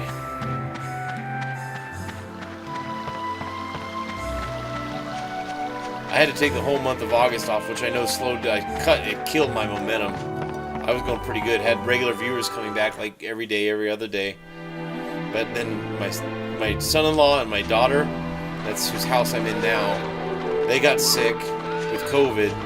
And then my kids got sick. Nah, I don't think with COVID. It may have been a flu. Darkodile. I was thinking Chocodiles.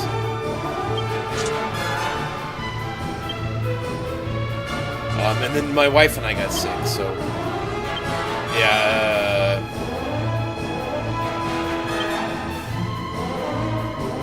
Oh, let's go here.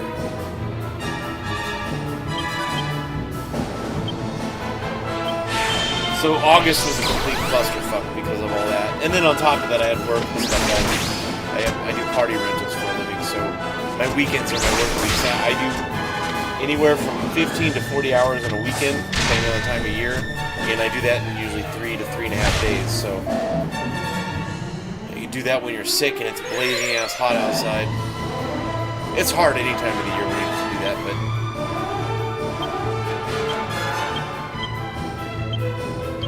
Caduceus.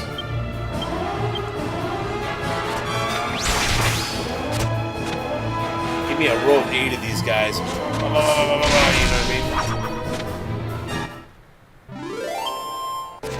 Yeah, we're gonna get this part of the game is where you start. You gotta kind of manage your stats and your resources. You know what I mean? Where is that area?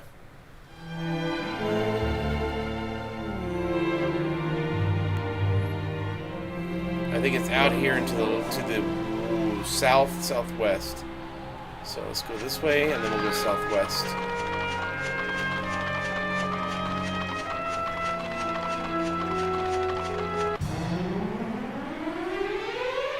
Dark Macabres. Put that boomerang back on, buddy.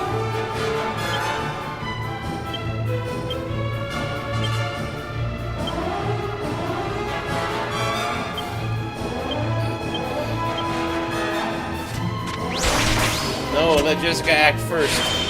Thank you.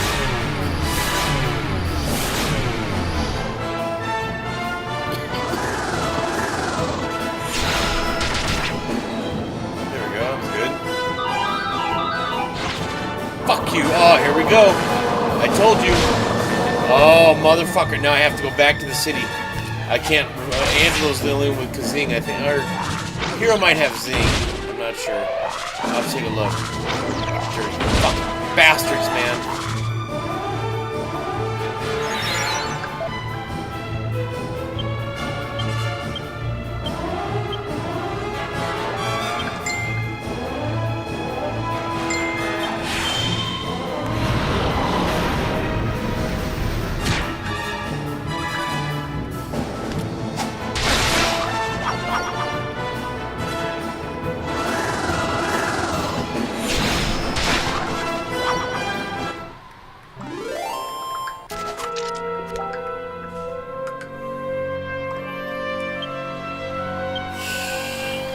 Motherfuckers, that pisses me off. Killing Angelo, that really fucking sucks. Thank God the hero has Zing.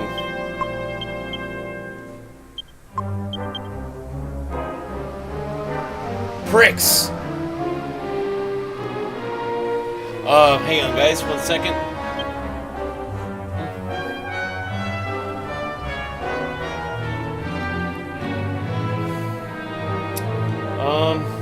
What do I want for dinner tonight?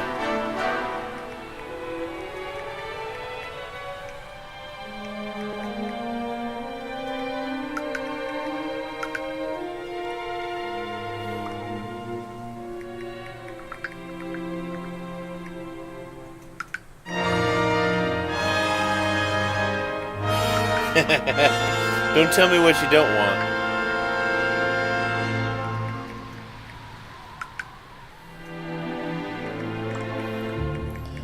In a few, not in a few minutes, but in a bit here, I'm gonna take probably a 10 or 15 minute break. I gotta get on the phone and pay a couple of bills. Although we both almost forgot that they were due, so it won't take too long. But I'll go pee and then I'll make that call, and that'll be that.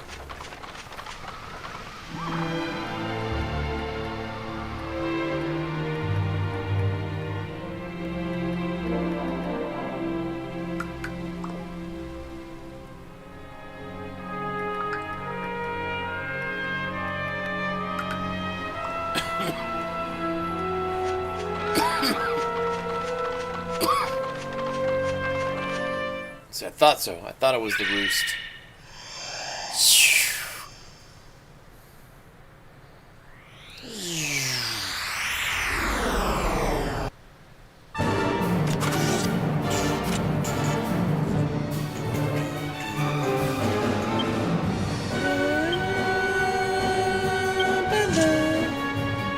I forgot that I had to fight her. Okay. Yeah, in a second. We're gonna...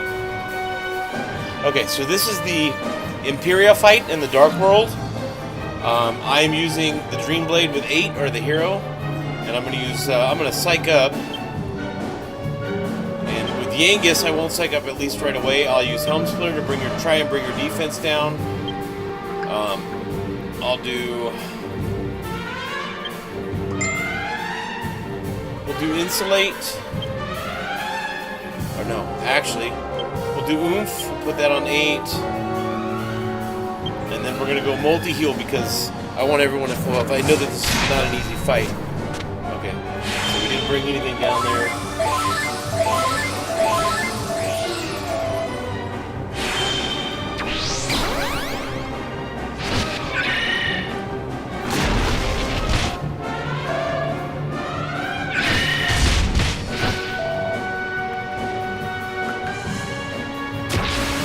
Guys.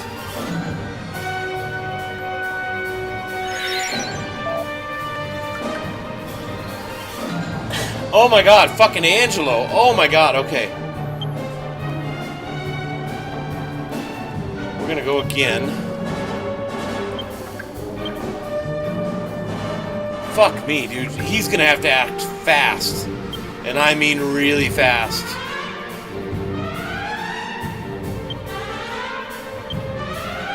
Heal. Come on, Angelo. Be fast. Oh, come on. Be fast. Be fast. Be fast. Thank God. That would have fucked the fight up. I probably would have had to start. I probably would have rebooted after that. Yeah, get rid of it. Fuck you. That's okay. That's why I zoomed again. Boom.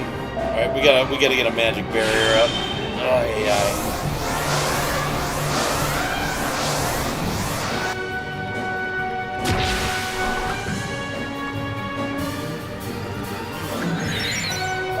We're okay. Okay, now let's get this together here. I'm gonna go... We gotta be smart.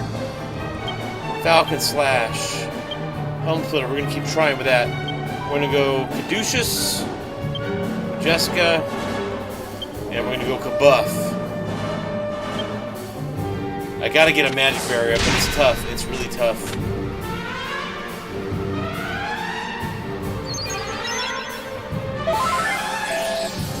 Sometimes I want to psych up repeatedly, even if they don't bring my tension down, just because I love getting this something satisfying, and it can even speed the battle up by hitting hard, but other times you just want to whittle the enemy down, you know what I mean? Like, holy shit, what a fucking hit, dude. What a fucking hit. I may have, if I don't win this, I may have to do some fucking grinding here. This is hardcore.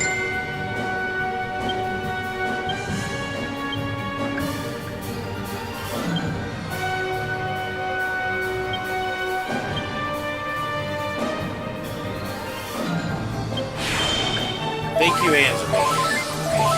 She can still lay me out, but...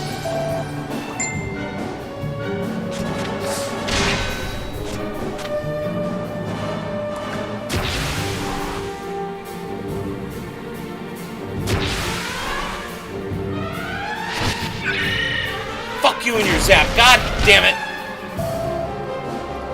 That shit's painful. Okay, so Angelo's gotta go... Oh god, if I can't stay up... Okay, I don't care that Angelo can't hit. He's gonna be...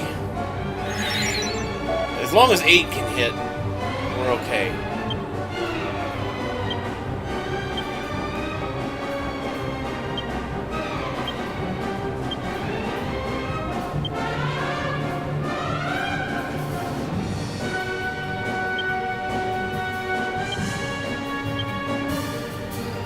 Let's go, let's go! Oh! Fuck.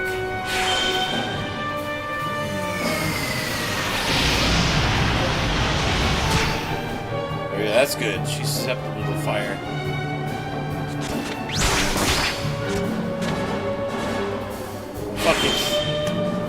I need the tremble of tension for this battle. Tear that shit up. Alright, let me see if Jessica can get a magic barrier up.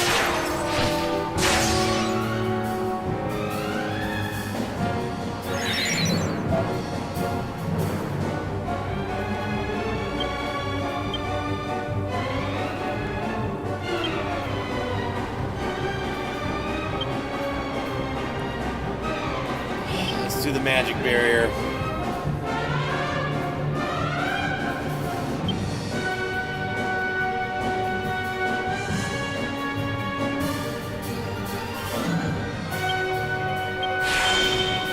Play it safe with Angelo. Just fucking heal. You know what I mean? Just fucking heal.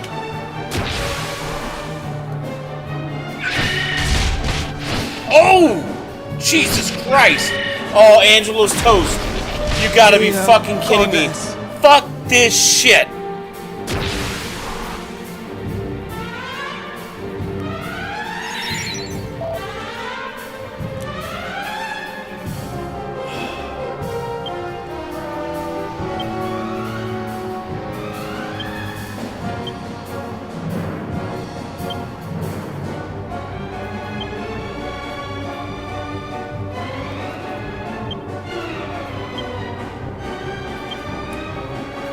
Fuck for that Angelo. We may have to grind this one out, guys. I don't think it'll take more than a level or two, but...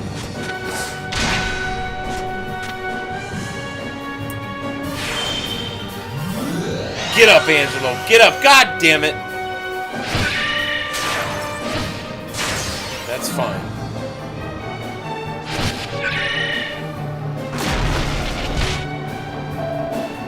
Wow, I may actually lose. Unfucking believable.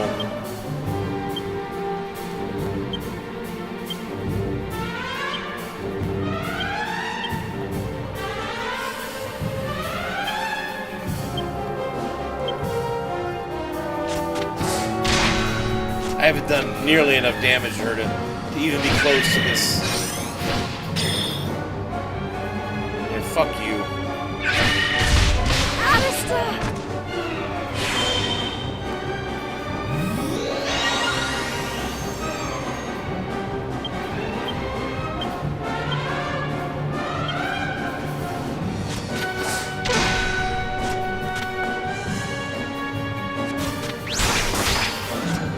20 fucking points of damage.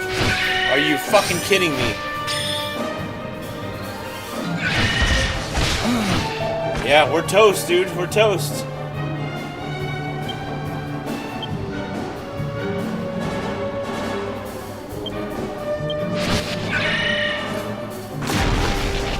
I'm not gonna give up, but there's no way I'm gonna survive this. Yep, first defeat in the entire fucking game, dude.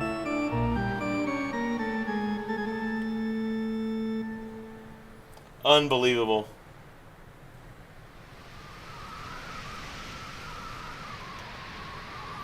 Alright. Okay, so we lose some gold, some experience, it's fine.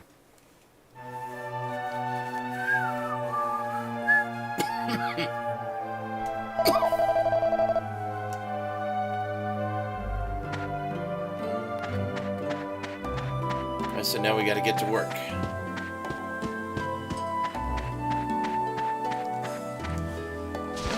I wasn't sure exactly. I had an idea, a round kind of idea of when the game would actually make me start working for my victory, or working hard for my victories, but I didn't know if it was going to be here.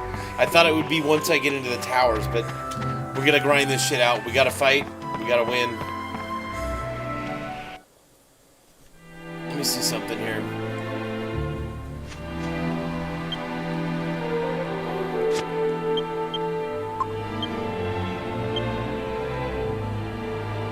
I didn't cast Zoom. I was gonna go back to Princess Minis. It's not worth it. We're gonna grind this shit out here.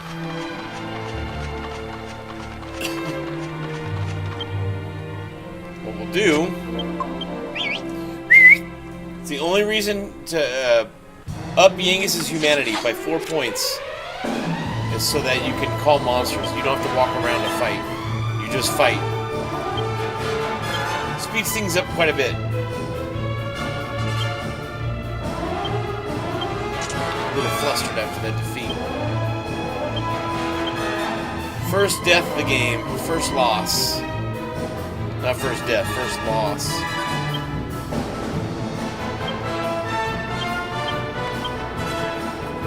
That should get him.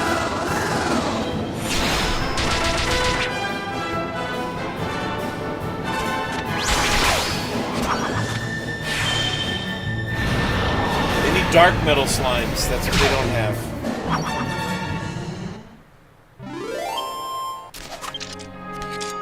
$500. You got to do better than that. Come on.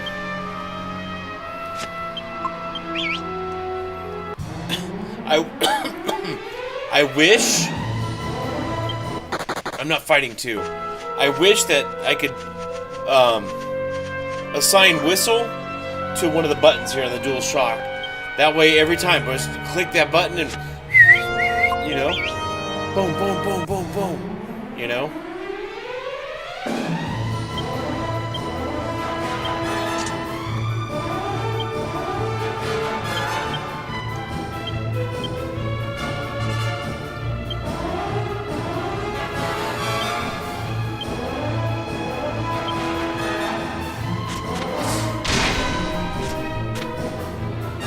Yeah, I was barely doing any damage to Empyrea, and that's one because I'm not leveled up enough, but more so, and primarily because my equipment is garbage for the state of the game.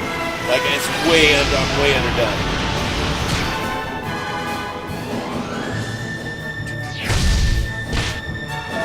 Ouch.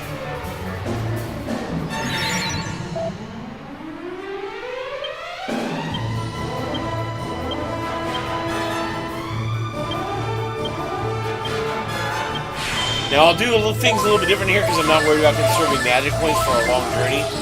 So you'll see me do stuff like this. I'll use Jessica as more of an offensive tool. Not every fight, but in a lot of fights. Once I'm back on the path and going, you know, to the boss or whatever, then a little bit different.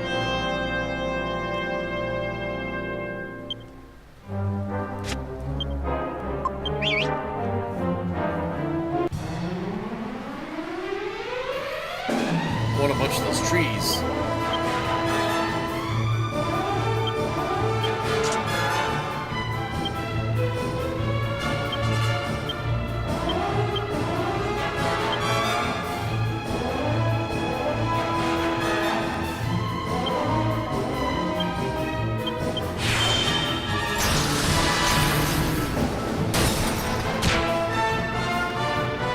Not bad.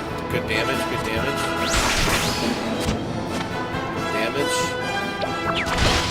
Oh! Critical by a slime.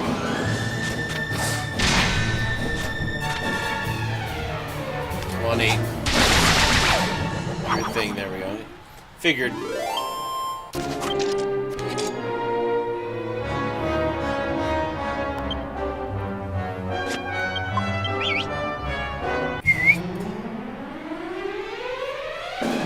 Give me 8 of those. Oh shit, okay.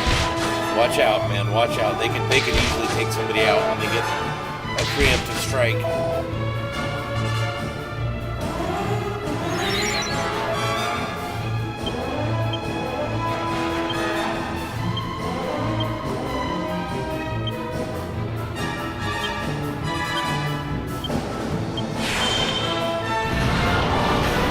Burn.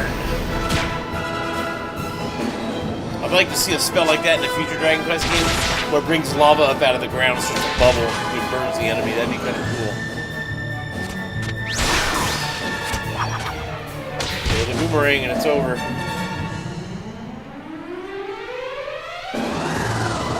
Now he might get 1 or 2. Oh, I didn't think he'd get all 3. Because Sizzle fucked them up.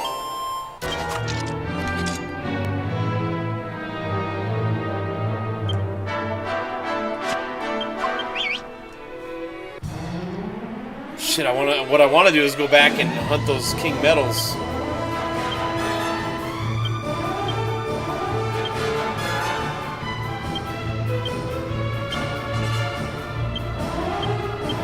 But I won't. It probably takes more effort to get back with it, you know what I mean?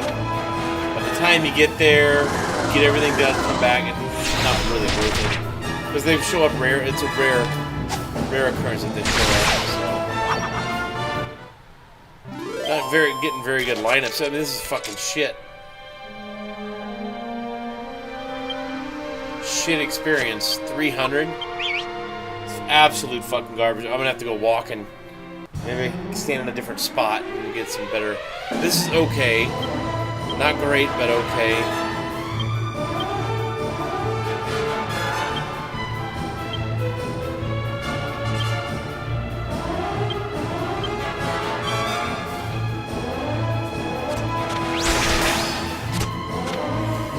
As soon as she casts, or 8 throws the boomerang, one or the other. Genghis might even get it.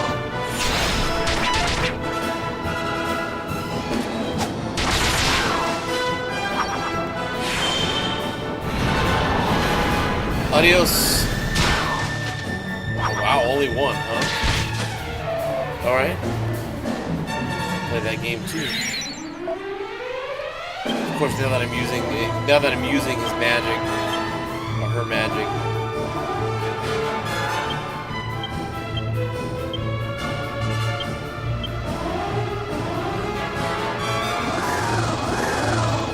That might get a hold. Yeah, thought so. Make sure those aren't messages from home now. I gotta do better than fucking 800. I need to be getting 1,000 to 1,500. I'll just zoom back.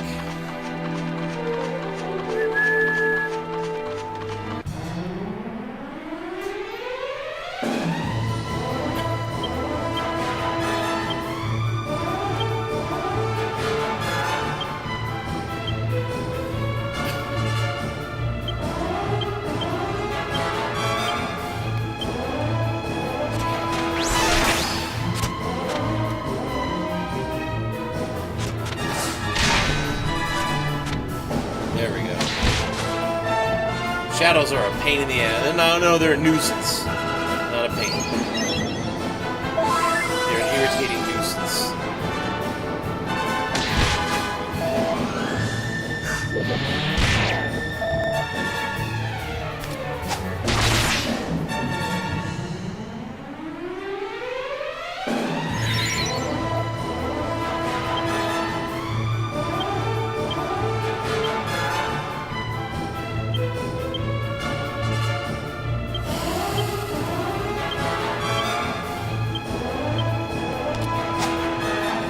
Get him.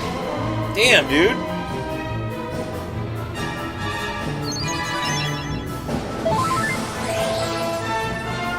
We're above the 200 mark. Always.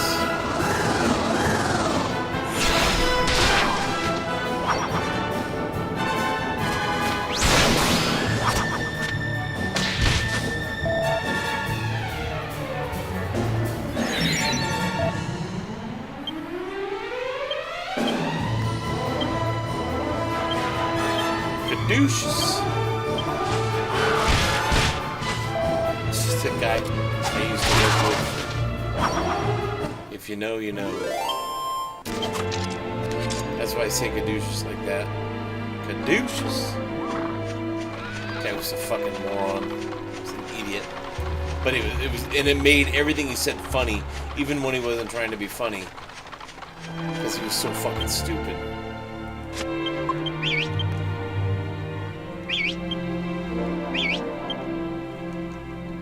What do you mean nothing happens? Fuck off.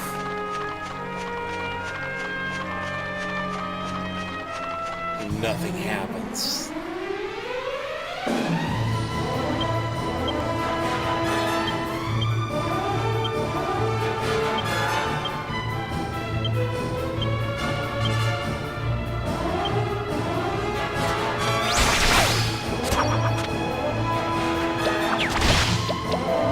Damn, dude, they're hitting hard today.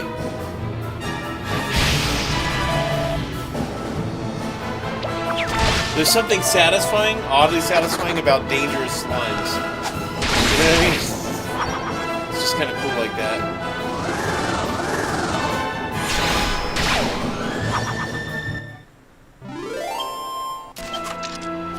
Yeah, this is shit experience, dude. I may have to get the fuck out of here and go level up somewhere else. I really don't want to have to do that, but there are better areas, not just in the Dragon Graveyard either.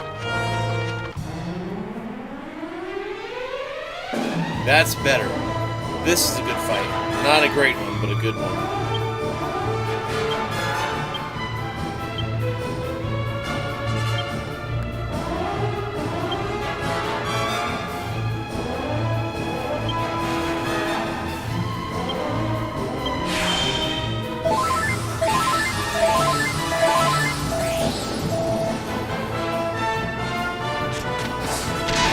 My advice, you want multi-heal as early in this game as possible so that you can heal your whole party. It's really difficult when you don't have that. It evens the playing field by quite a bit, at least on a defensive or supportive level. And so make sure when you're leveling Angelo up, or you're leveling his skills up as he levels up, bring his charisma way up, or his staves. That'll help a lot.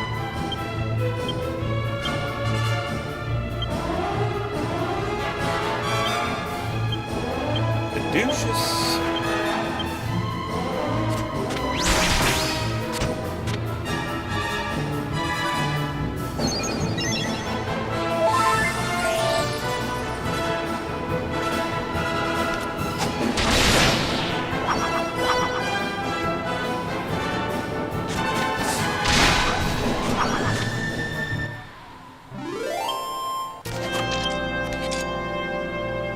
I'm at the bottom end of mediocre experience. It's pissing me off. Now, if I go back into the Dragon Graveyard to hunt the King Metals, I'm going to get a lot of that, between 500 and 800 experience points. But on the off chance that one of those fuckers shows up, you know what I mean? It's kind of like, yeah, let's do it. Okay, so...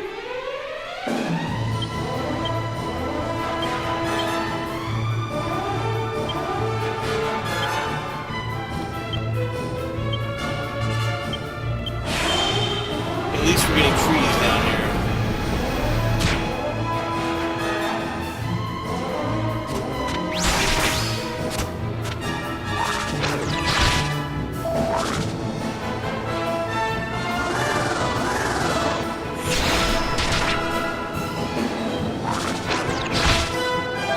It might be worth it.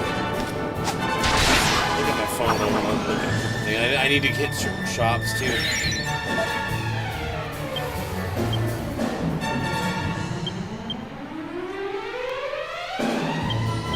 No!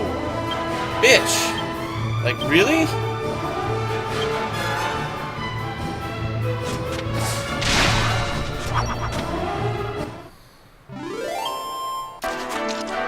Cool. There we go, Angelo!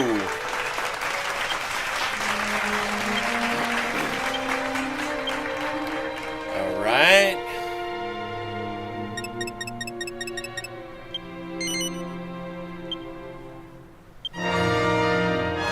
Chilling Chuckle, that's right. Now, had I had a Chilling Chuckle, I think Chilling Chuckle hits everybody. And I also think it's more effective. That might have helped on Captain Crow yesterday.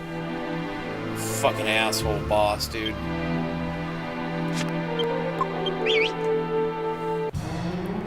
Empyrea is a pain in the ass. I can't seem to get more than 2 or 3 enemies at a time. Damn it.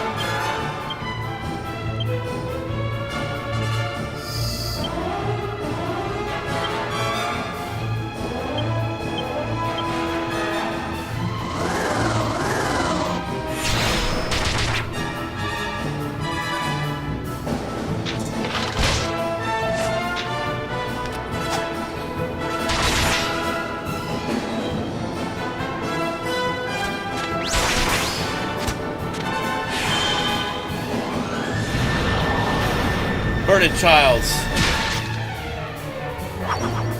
Yeah, the bow build is definitely crazy on Angelo.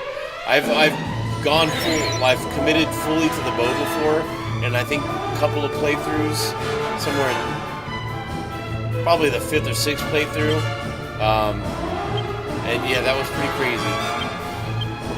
I don't enjoy it though as much as using them like I do here, with alternating between like offense and he can deliver soft blows that soften the enemy up, and then supportive magic.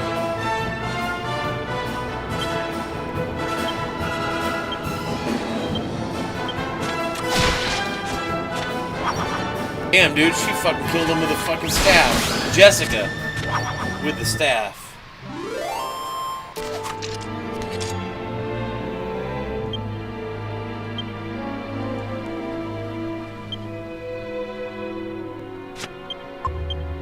I'm not getting dick for money, dude.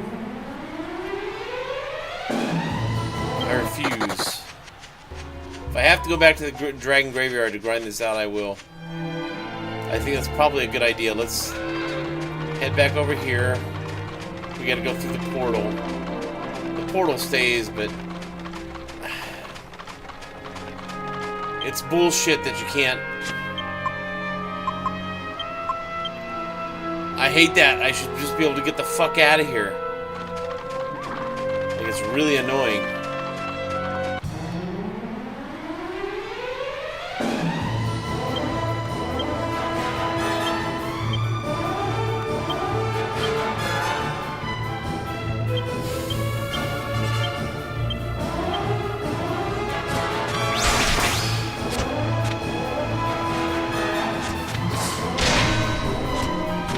The enemies in the Dragon Graveyard are going to be comparable to this in terms of experience points. They're not as difficult to defeat or take as long, and you always have that chance that a Metal King Slime shows up, so I can wail away on them too. You know what I mean? Speed things up just a little bit.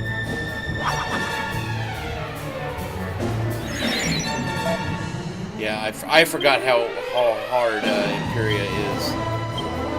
Actually, I forget about her a lot.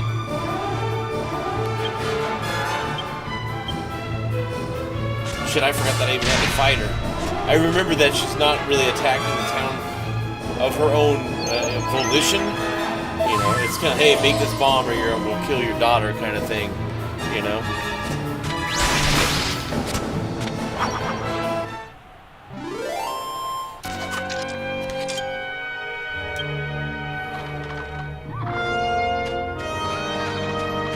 And I can zoom back to the colored Empycchu or whatever it is called.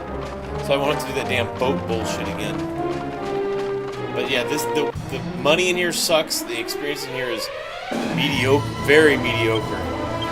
It's not horrifically bad, but bad enough.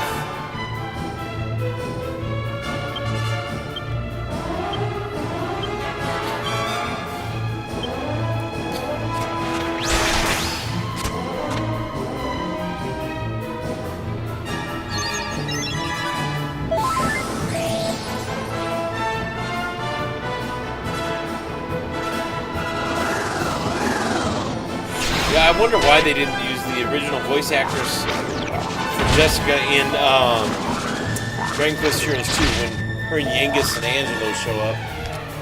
Oh, I don't remember if Yangus showed up. Her and Angelo, I think. They needed it. This crew needs a sequel. Direct sequel to this game. Like, I don't know how we don't have one. It blows me away.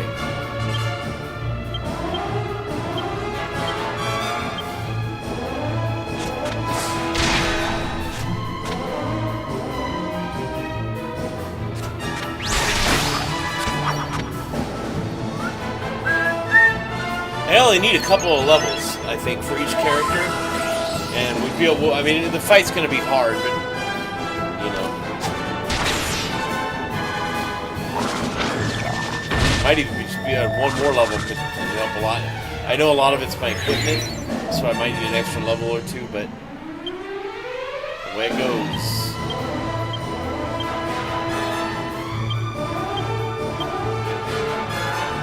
I need the Falcon Blade, so you hit 4 times, but you do Falcon's like, whoosh, whoosh. You know?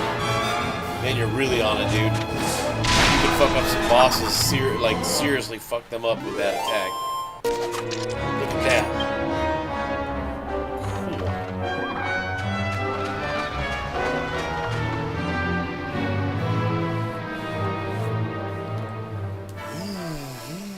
Cool. I'm gonna go right to the dragon's graveyard. I'm gonna go to the desert chapel, save, rest at the end, and then we're gonna go into the dragon's graveyard and just tear shit up.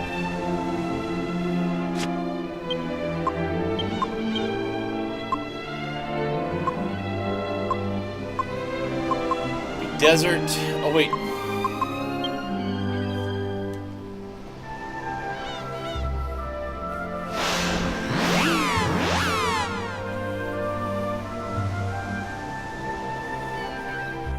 Yeah, the boss in that dark tower too.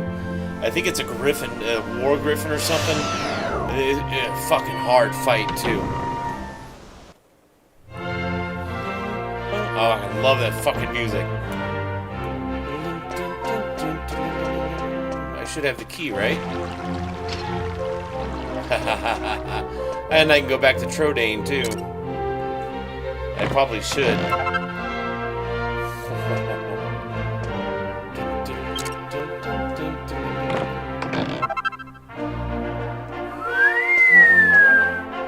Made the right choice getting out of there. There we go.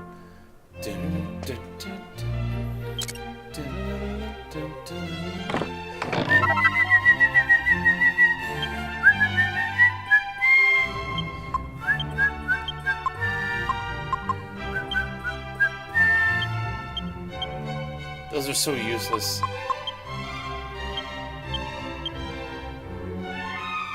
Okay. Double S, let me see if I can put that in my my alchemy pot. 1 second, guys. Condors, see, they're ugly as fuck. Double-edged.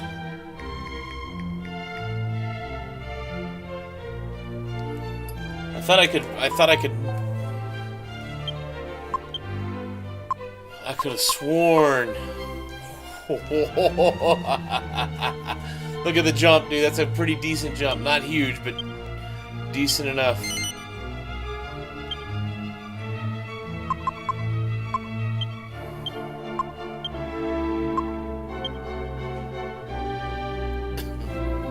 Let me see something here. I'm checking for alchemy recipes. And listening to the fucking music.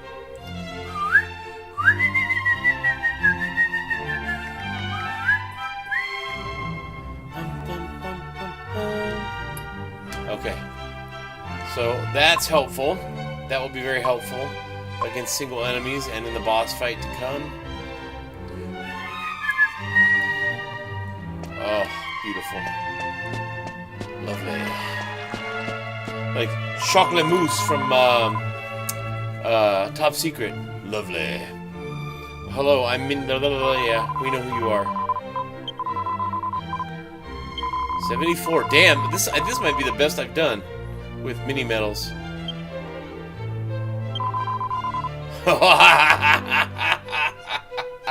Yeah, dude. I forgot she was gonna give me the miracle sword. Oh shit.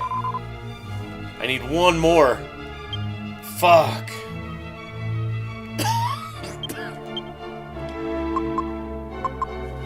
Let me see if I can put the miracle sword in something. I don't remember. Let's see.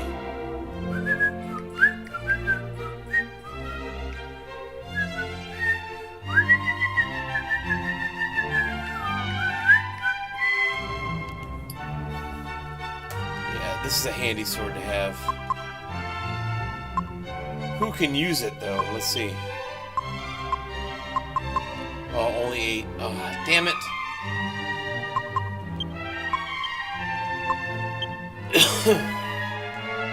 That's alright. I'm coming back as soon as I get another mini medal. Fuck that. Let me go upstairs real quick. I thought there was something up here for me to unlock, but maybe not. Damn, dude, I'm 1 medal short. Sacred armor's awesome. I like the spiked armor, because when the enemy attacks you with a melee attack, they fucking take damage, dude. It's pretty badass.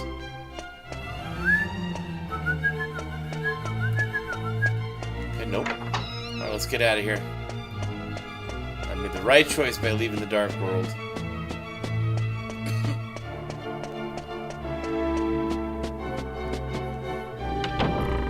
Now let's go hunt.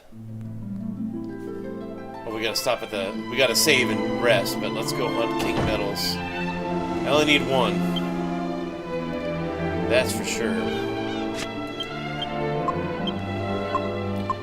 Desert, where are you? Desert Chapel, there we go. What's up, guys? How's everybody doing? We'll be taking a break in a few minutes, just so you guys know.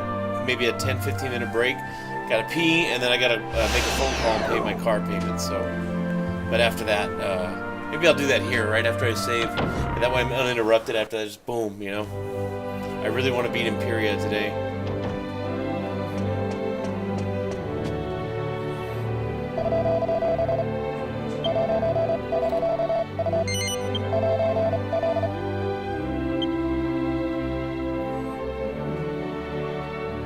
Memory cards.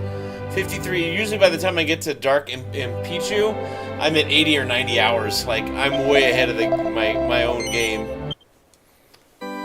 But I'm gonna have to grind now because I'm trying to go. Oh well, I'm not trying to go too fast. I'm going too fast, and I'm falling behind equipment. Really behind equipment-wise. So.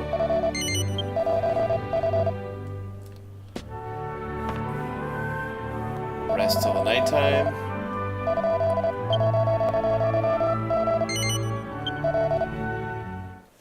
And we got Yangus's whistle. Oh, man. Stretch. They need an old man version of the gaming chair. Like, it's a comfortable chair, but man, I feel like it's stiff in it. And I have to stretch, and it's like, ah. Oh. And when you stand up, it's like... I need like an old man recliner, but that's also a gaming chair. That would be really fucking cool.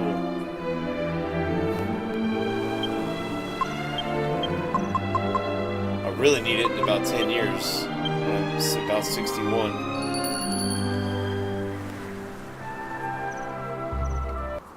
Man, dude, I'm almost 80 followers. That's awesome.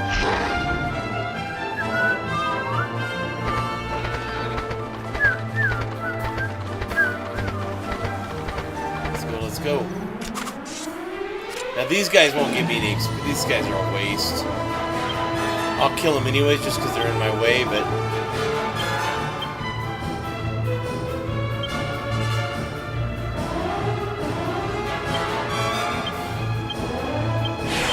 Goodbye. Let's should one-shot him? No? Wow, I'm surprised. I like how they're all dancing differently until they get hit. At the same time, then they all go into sleep.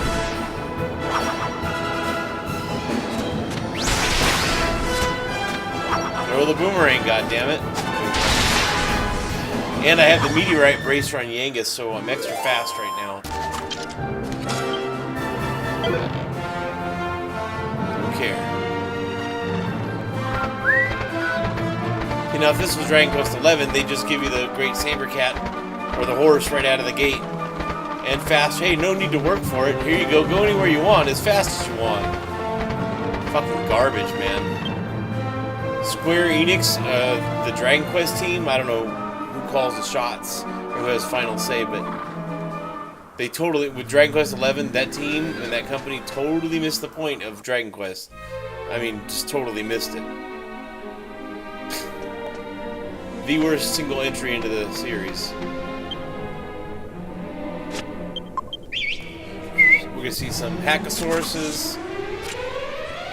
Okay, these guys sent. I like them when they can cast Kerplunk and bring enemies back, which is nice because then you get double the experience.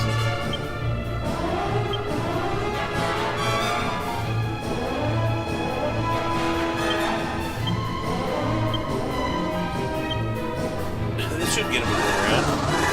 We'll see.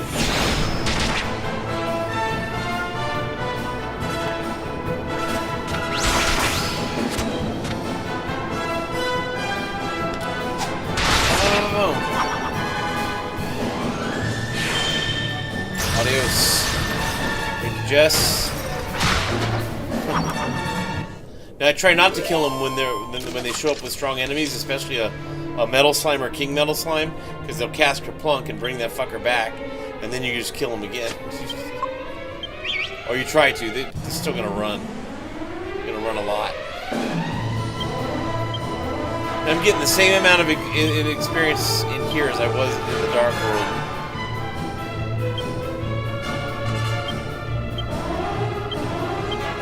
Or roughly. And these enemies are a little bit more manageable.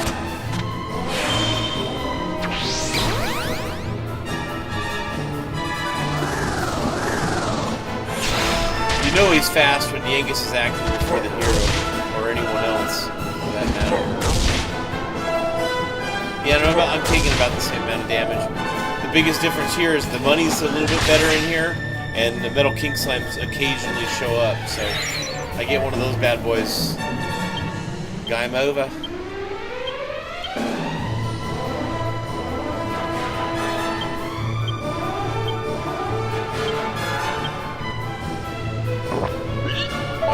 Oh, I thought he was. If they don't heal, then they can't. They'll breathe fire on the next turn after the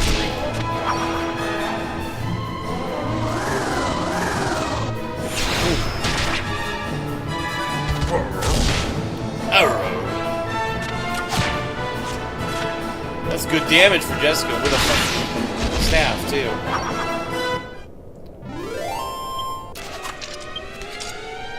So I'd like to see an episode of Check It Out with Steve Brule that deals with video games. Dang it, Denny! Tyrannosaurus, not Hackosaurus. Hackosaurus is the dude up near Fairbury.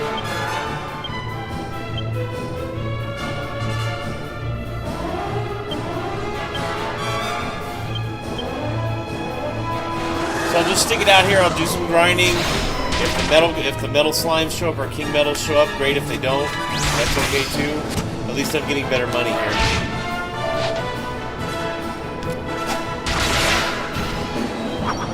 And with what's coming after Empyrea, that dark tower, that's a hard fucking dungeon, dude. Even when you're a little bit OP. So.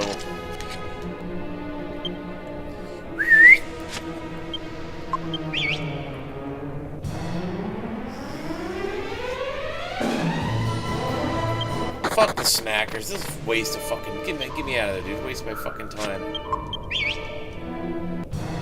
You're gone, dude. Viewers, go fuck yourself, block. Piss off. Fucking clowns. I don't want to fight 2 enemies. Give me at least 3. Come on.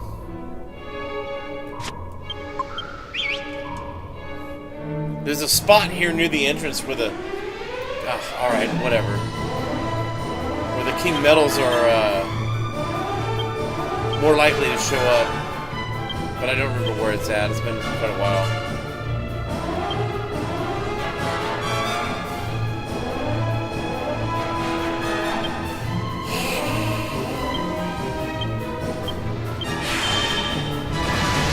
Oh.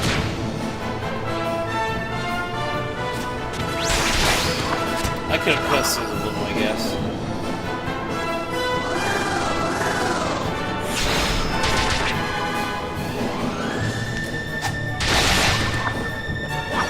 There we go. Yeah, that's the lower end of mediocre. And here comes the grind, guys.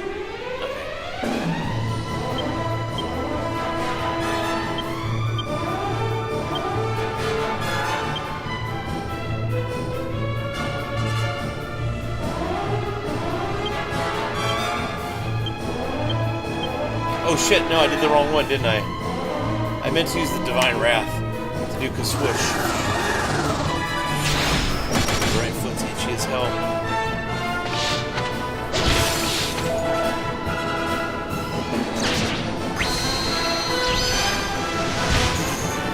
That hurts. But it's still not a problem. Alright, now Angela's is getting into dangerous territory there.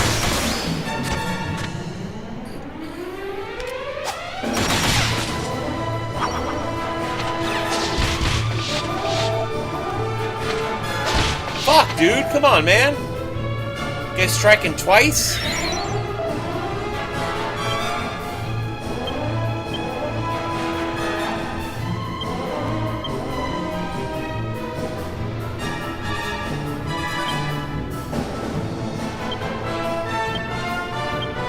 No.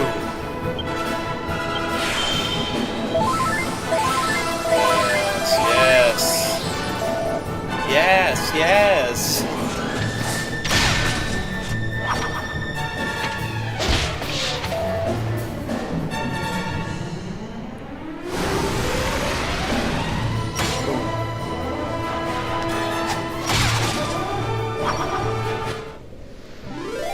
Who the fuck, and I'm not even kidding, who the fuck pays for viewers or subscriber followers? Like, forget it being dishonest. Like, I mean, I think it is. It's disingenuous. But, holy shit, like, how stupid. You know what I mean? I just don't get it.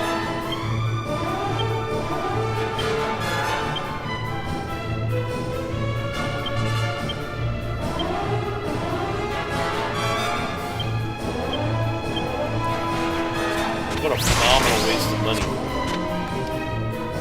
If you're doing that, you're not really interested in creating content that you like. You're just, you know what I mean? And I guess that's another legitimate side to the business, where you're just in it to make money. But if I ever make money doing this, it's going to be because people like watching me, and I'm doing what I want to do. I'm not going to chase analytics and number. I'm just going to fucking do whatever I want. You know what I mean? If people like it, great. If they don't, that's okay too. Just like the music I create. You don't like it? Oh well. I don't do it for anybody but myself, you know?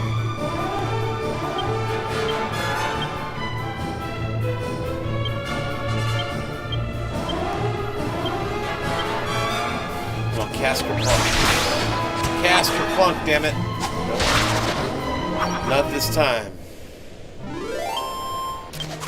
See, about the same amount of everything.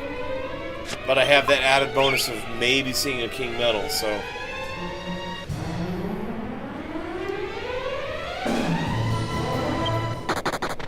Fuck you and your 2 enemies. Where's my 8 enemies, dude? Come on.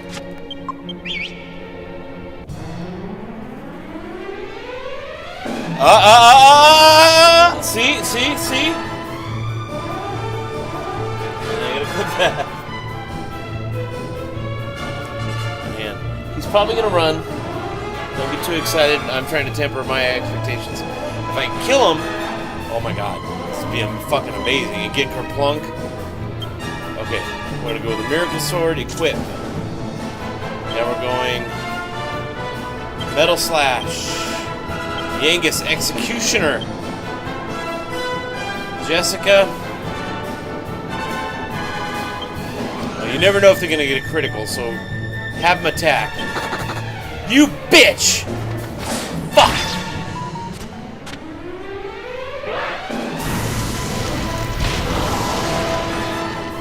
Right out of the gate, yeah. What's up, Marriott? I tried, man. Yeah. Oh, and then Yangus missed anyways. So it might have been a miss on the slime as well. Oh well. Tried, right? We'll take it out on this poor guy.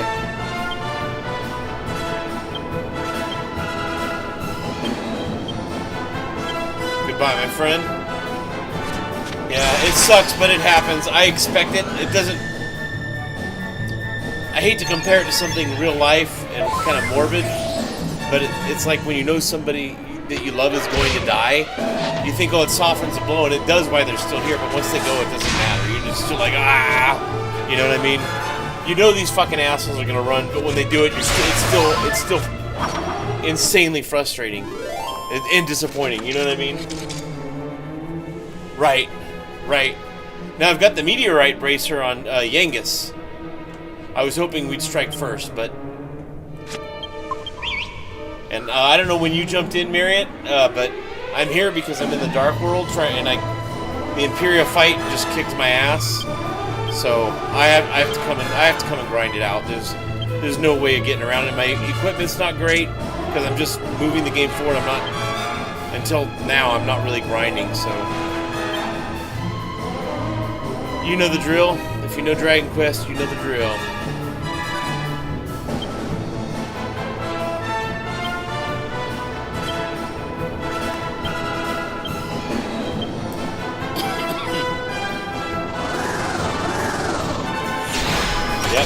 I love the grind.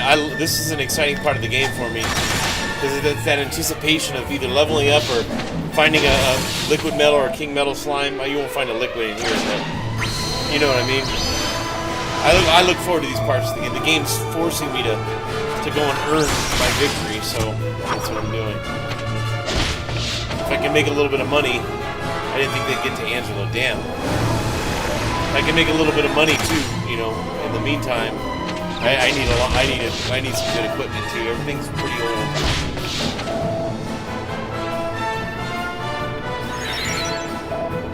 Hey there, Angelo.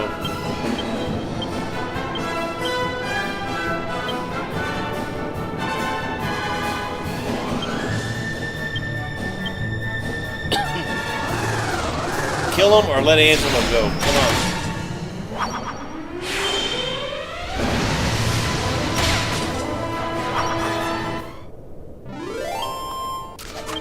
Yeah, I figure I need the entire party to level up once or twice.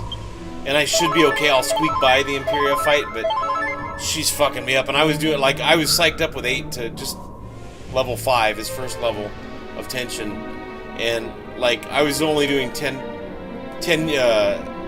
damage to her. So, like, yeah.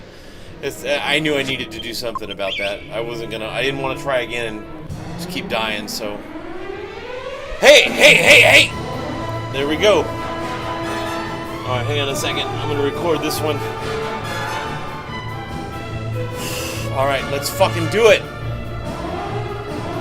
Let's fucking do it. Now this is tough for me. I never know if I want to waste the... I don't know if I want to waste 8's turn doing Metal Slash on a King Metal because I got 20 hit points. But at the same time, because I can take out the 2 Tyrannosaurs, I'm not going to die, so I might as well, right? And you never know who's going to get a fucking critical or when they're going to get it. Yes! Yes!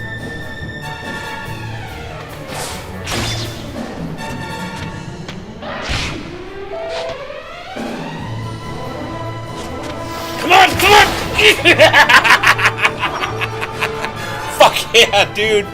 Woo! I should have brought my blood pressure medication with me. Woo! Shit! Woo!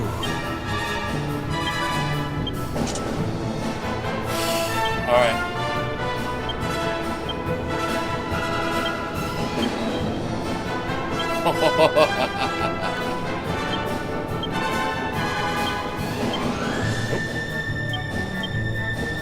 Woo! Thank you. Lice? No thanks. Lice sucks. Had it 3 times in my life. Well, I think every time I was a kid. Yeah, that sucked. It sucked for my mom. My kids have had it 3 times as well. And that one, I have a lot of kids. I had a lot more than my mom did.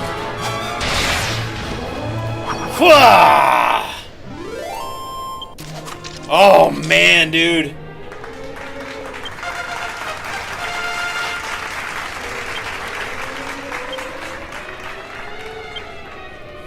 Alright, let's go. I want Omni heal, so I'm putting it all on courage now. Anything I need from swords and stuff, I can get later. Kamikaze, I will never use Kamikaze. I never have and never will. Whew. Yeah, dude, 30,000. That's a lot in Dragon Quest VIII. There we go. Right, that's what I wanted right there.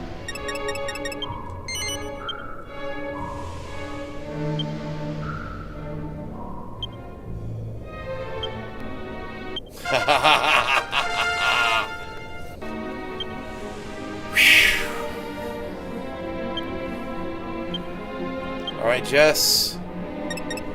Ah, come on. They're going to get me 2 more. I'm going to have to do 2 more levels before I can master staves. Scourger. Oh, dude. Angelo did not level up. And I probably won't see another one for quite a while, but that was all. That was fucking great. Oh, that was amazing. We'll go Crackle, Falcon Slash is standard for Angelo, unless I need him for support. Oh, I want the Tremble of Tension. That's really what I want. But you can't get the Skull Helm for a bit, so I'll make 2. I'll make the one after I go up into the thing, and then the second one in the post game. Get the Skull Helm, mix it with the Saint's Ashes from the Sun Crown, mix it with I think it's a Tough Guy Tattoo and something else I can't remember. I'll have to look on my phone for the recipe. But yeah. What does that do? I don't remember. Oh, okay. Nah, don't give a shit. It's all about Executioner.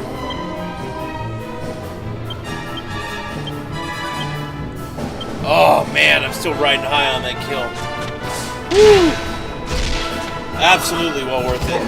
Like I said, if that's the only one if that was the only one I'd seen and killed it before I stopped grinding, the grinding might go another hour. I don't know. It depends on how it goes. I'd still be happy. Now later in the game, if you've played Dragon Quest VIII, you can go and hunt these bad boys down on Slime Hill after you learn to fly, and you know you can do that endlessly and just start fucking shit up. But you can't do that yet. I'm kind of close, but not yet.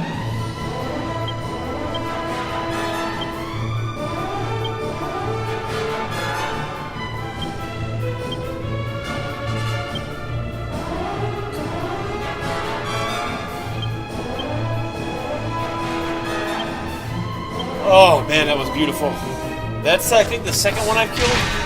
I've seen about 7 or 8 of them since coming into this cave to actually do the quest that takes place in here, cash and carry. But I haven't.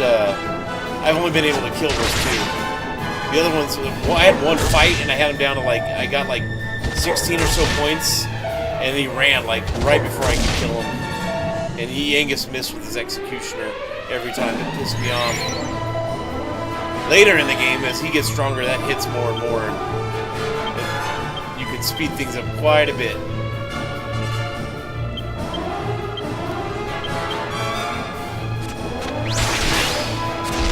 Ow!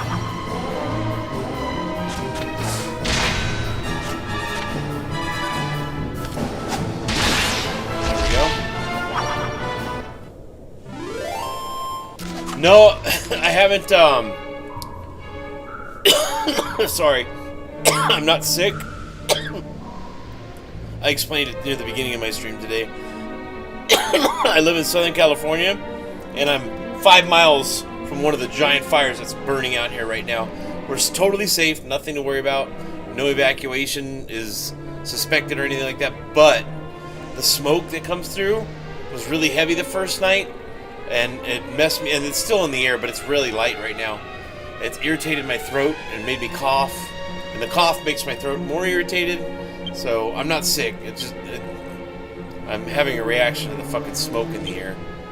But to answer your question, in other playthroughs, I usually do Mori's Monster Arena. I haven't this time. I may do it in the post game. I haven't decided yet. So no, I haven't upgraded any of those guys.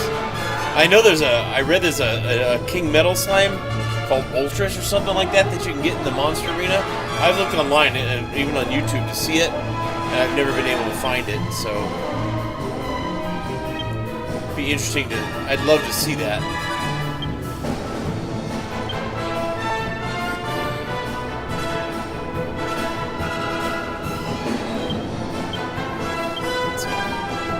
Yeah, I do enjoy the Monster Arena. It gets pretty hard, but I do enjoy it. But like I said, in this playthrough, because I've beaten this game countless times over the last 20 years, not that I don't want to experience all of it again, but I have Ys 10 coming out next month, and I'm a huge Ys fan. That's up there with Dragon Quest, Phantasy Star, and Final Fantasy for me. Like, it's like premier gaming for me. So I want to have the big games on my list cleared. Zelda's coming out this month, the Echoes of Wisdom. I want to play that and stream that. And a couple other games are coming out between now and Christmas. And it's like, okay, how am I going to approach the big games like this? Now, Ys 10 will be new, so will Zelda. So even though those are big games, I'm not gonna try to rush through them like I do this. Yeah.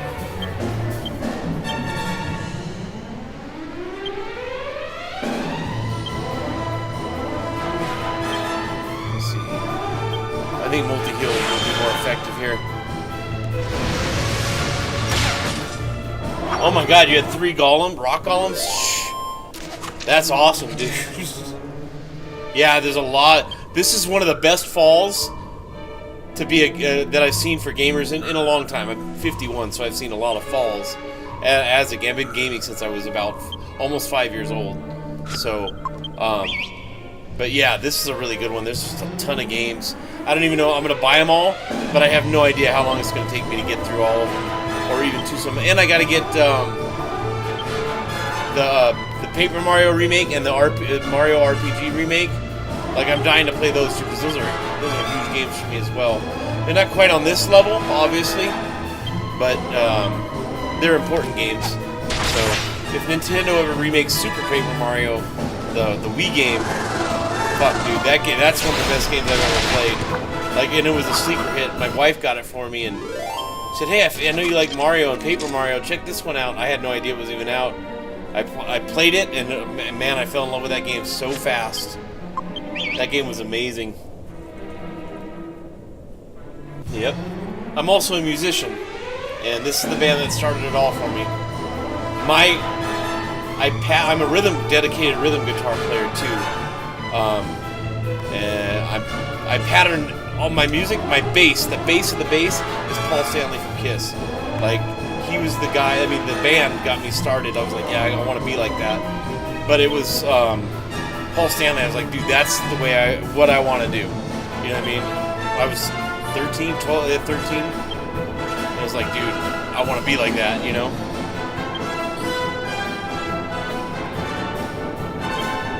So, yeah, I'm a rock and roller. I haven't written or recorded anything in quite a while. Life's been really busy, but I will eventually get back to it. I usually play, last 6 months aside, I usually play, even if it's just 15 minutes a day, but I usually play hours every day. Music's the only thing that I do that is more cathartic and rewarding and satisfying than video games. I always tell people video games are the ultimate form of entertainment. Music is a way of life. You know, rock and roll, I don't care about most other kinds of music. Rock and roll is just a way of life, so. Okay, let's go here. I'll get to your comment in just a second. I don't want to forget what I'm doing here.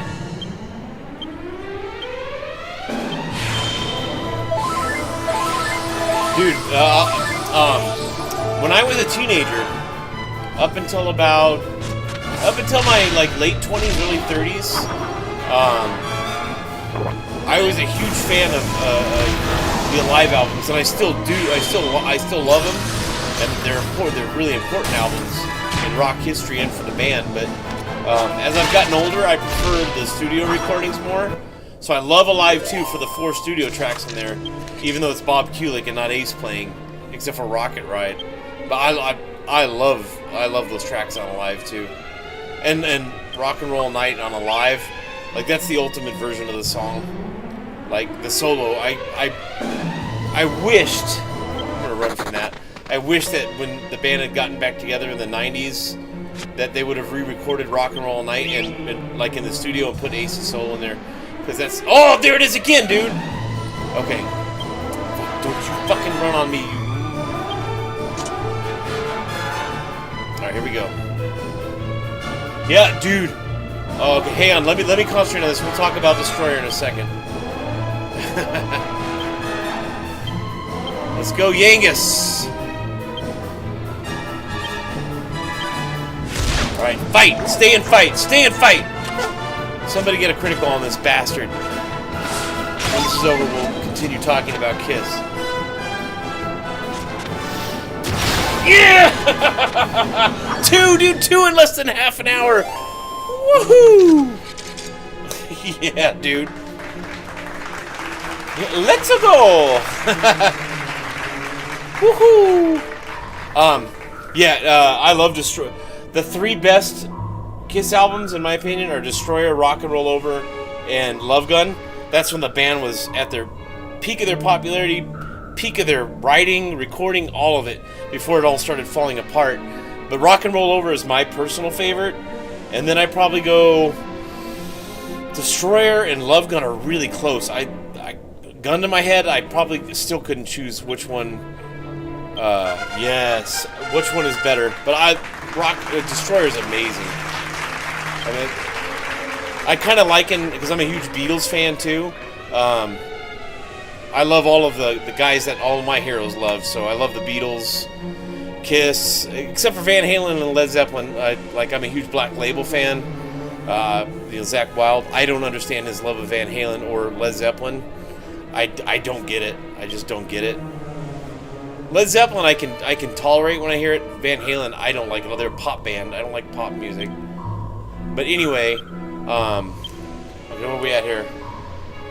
8 courage.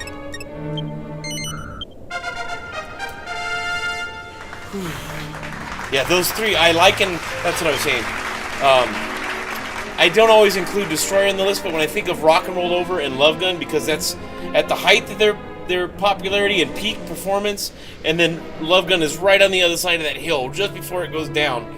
Like, I compare that to the Beatles' Rubber Soul and Revolver. Same kind of vibe, same kind of thing, where the band's hitting its stride and changing at the same time, and they're massively popular. I've always seen it that way. Let's see here. I knew it! I knew they were going to jack me on that. I got to level her up one more time. Fucking assholes. But yeah, alright, there we go. Angelo. Let's go, Angelo.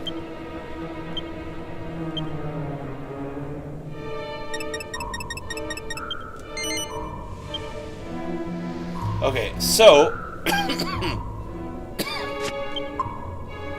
let's do this. I don't like where my 8's sitting at there. Yeah, and I love all Kiss, except for the stuff they did with Tommy and Eric. I don't even consider that Kiss. It's blasphemous to me. It was a tribute band at the end. It wasn't even really the band. But after Ace and Peter left, I still love everything from the 80s and the 90s. And obviously the reunion tour was insane for me. I was jumping up and down on my couch like a little kid. I was 23 when that went down. Watching Unplugged, I lost my shit, man. But anyway, hang on a second.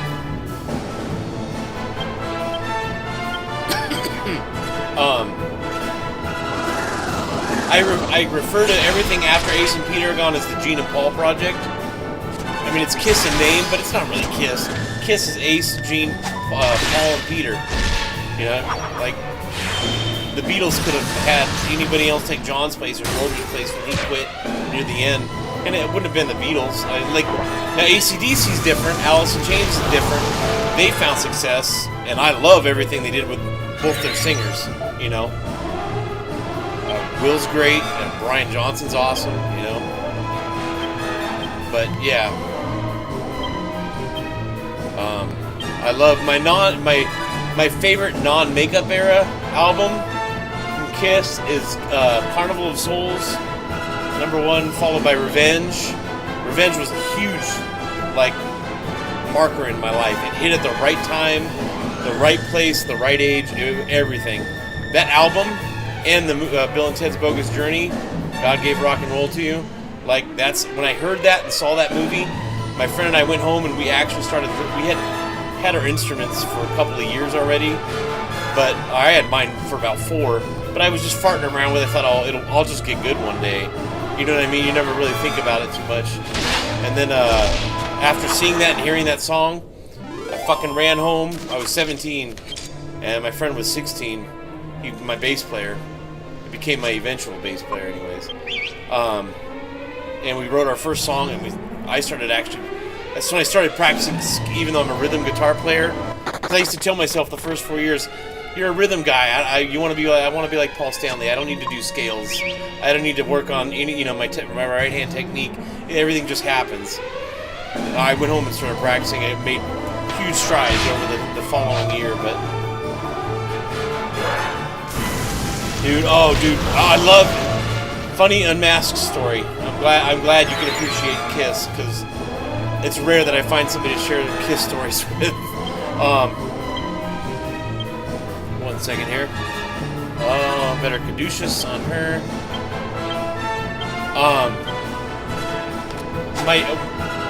When I got into Kiss, I was 13. I was introduced to Kiss by a guy named Aaron Snow that I went to junior high with, 7th grade. My second year of 7th grade, I did 7th grade twice. Yeah, they used to hold people back in those days, but not anymore. And it turned out I was just lazy. It wasn't because I was struggling with the material. But anyway, after I was introduced to that, I told my dad was really good about fostering or supporting the stuff that I really was into at that age. And even he would talk about it sometimes, hey, it's important or whatever, but anyway, he would, I got like an album a week. Sometimes I get a second one a week, and I just bought Kiss stuff. I'd throw an occasional Ozzy album in there or something, but when I got unmasked, I was so excited, and I bought it because of the cover on the cassette, I was like, oh my god, like what a cool concept, and even in the 80s, even though they were unmasked at the time, I got it in 87 or 88, or no, 87. So the mystique of them in makeup was still kind of there, even though you knew what they looked like. It was still that band. It followed the band, through that era too. Even when they had Bruce and stuff with them, and I love Bruce, by the way. Yeah, I got it. I played it. I put it in my dad's cassette player. Put it on my headphones. I was like, all right, we're gonna tear this shit up. And it was the pop music on there, and I hate pop music, but man, Kiss is one of those bands for me that no matter what genre of music they inject into their style, the rock and roll is always at the forefront, and whatever other flavor they add just heightens what they already had.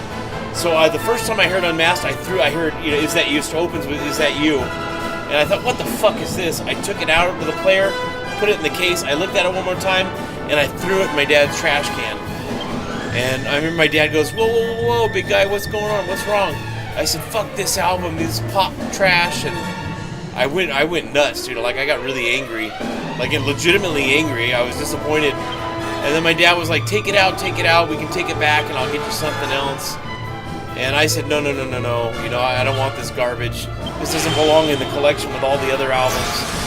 And then my dad, and I didn't know at the time, he'd taken it out of the trash while I was asleep that night, put it next to the player, because he knew when I woke up, even before I sat down to play Nintendo or my Sega Master System, that I was going to listen to some rock and roll, whatever band it was. And I put it in again because I wanted to hate it more. I wanted to get angry again, and I was so mad at the band. And then whatever it was, boom, it clicked, and I got it. It just fucking clicked in my brain, and every song just fucking hit like a ton of bricks.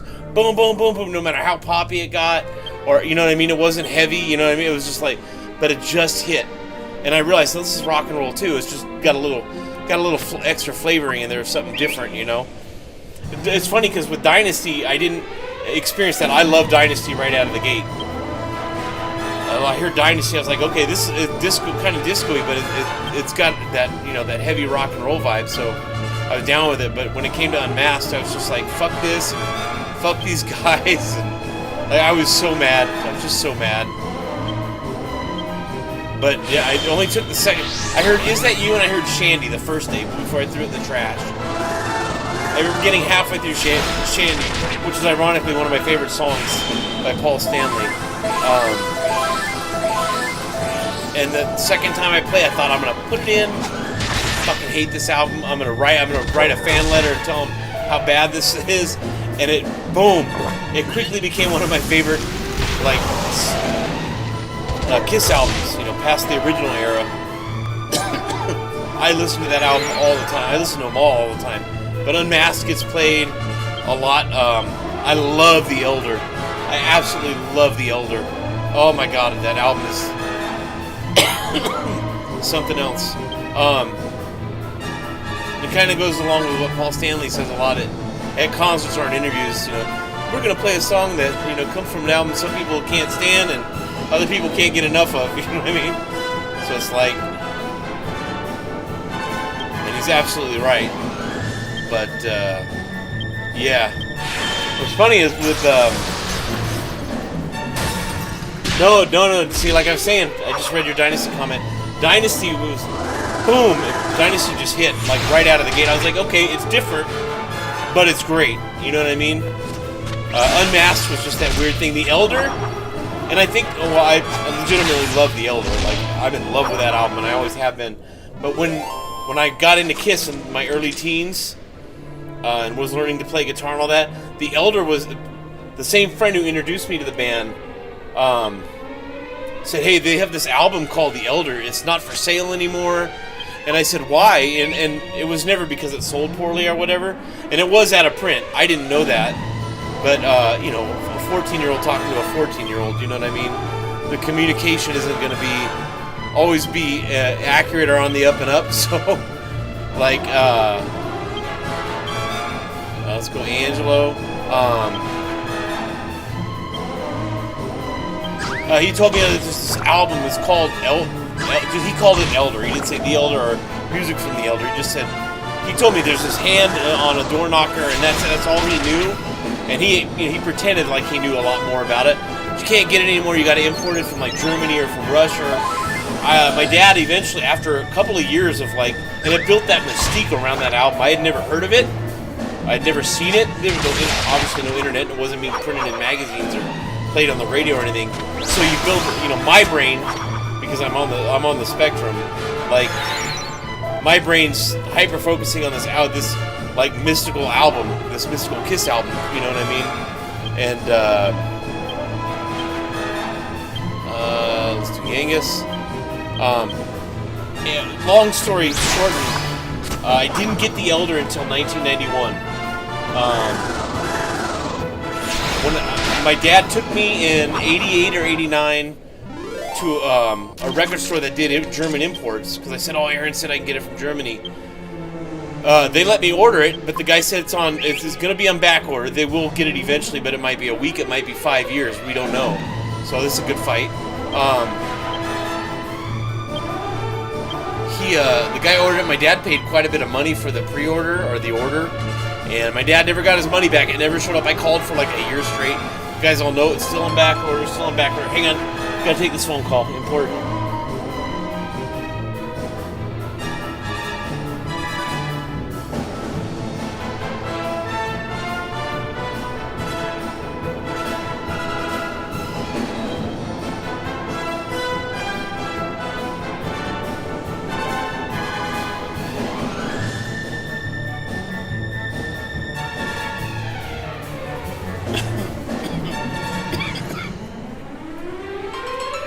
Oh, there she is. Hang on, I'll be right back, guys. Hang tight.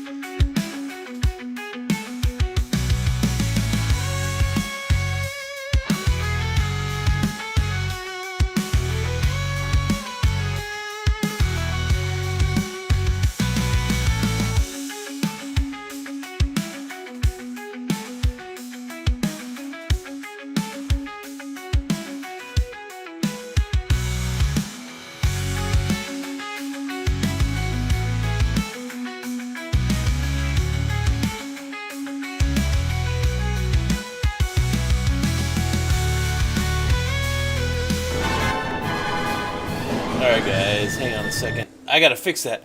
I'm gonna finish what I'm doing here. It's urgent, urgent family business. My daughter and my son-in-law, their car won't start because they knew they had a bad battery and they've been driving around on it for several days. Anyways, so thank you for the follow. I'll finish what I'm doing here. Another fight or two. I'll go save. I'm gonna come back this afternoon. It's 11:56 a.m. here in SoCal, so I'll finish that up. I won't do any post-stream stuff.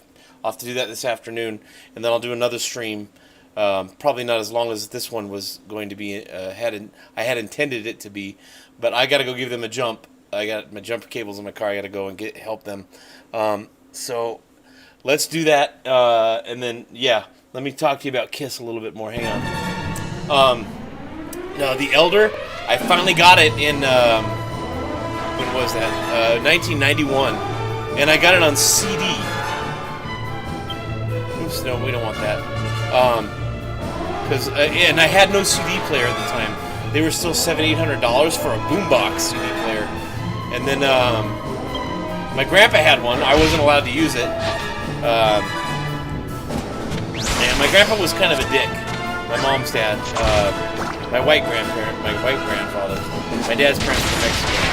But my grandpa Bob was an asswipe. Anyway. Don't touch my stuff, don't do this. I'd even ask him, can you do it for me? No. So I had the Elder in my hand for a good 6 months, and I waited until I was 17. So when I got it, I waited until him and my grandma left to go get dinner or run some errand or something, and I ripped open the Elder. I pulled the CD out of the thing. I'd never used a CD before that, so I was just kind of winging it. Didn't even know what to do. Put it in, and it just boom. It hit me like a ton of bricks, just like Unmasked did. And I was like, this is the album that didn't sell well? Like, now as an older guy and having been a Kiss fan for almost 40 years, like, I understand why it didn't sell, and I understand why Ace doesn't like the album, but all is legitimate criticism. But I think Ace said it's a great album, but a bad Kiss album. That's the perfect way to put it, but it's so fucking good. Like, I don't even care that it's a bad Kiss album. It's fucking awesome. So,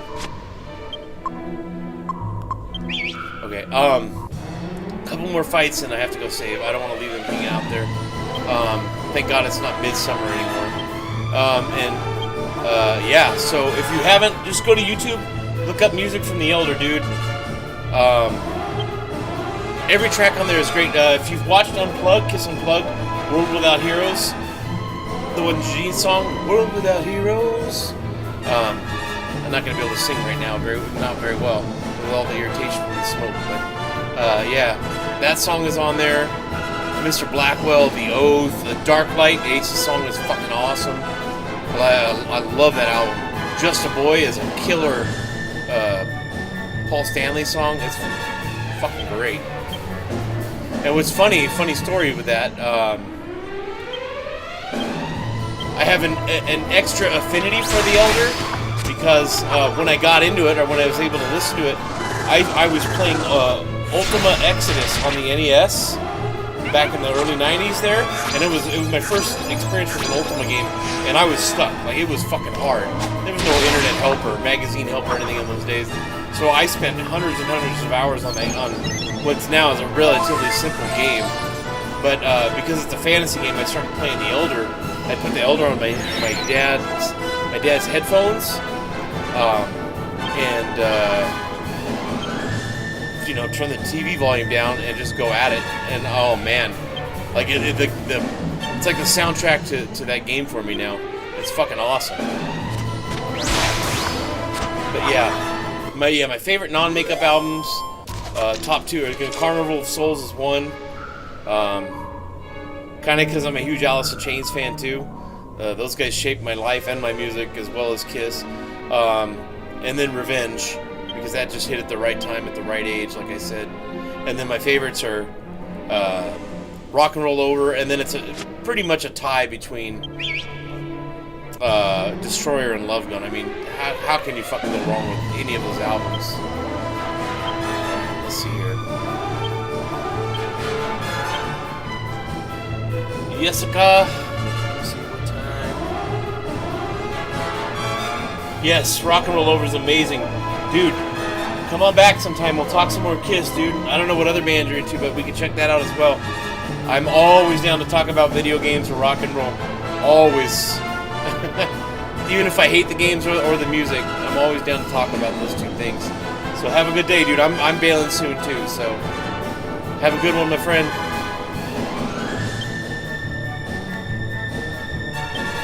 Thanks for stopping by.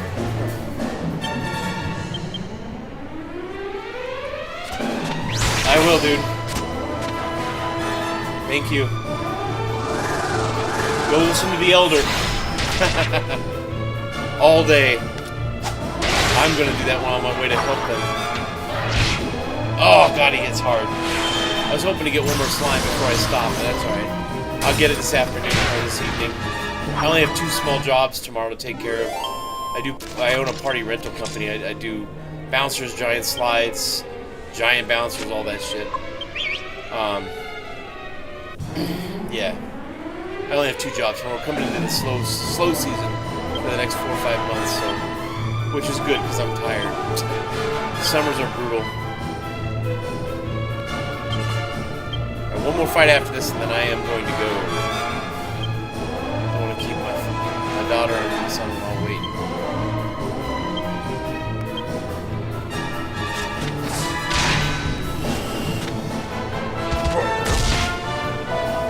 I was hoping Bob would pop on. I haven't seen him online in a while. Been busy. Way busier than I'd like to be. I don't mind basic responsibilities, but obligations can become a pain in the ass. Ah! I hate it when you do that. Always big damage. Always.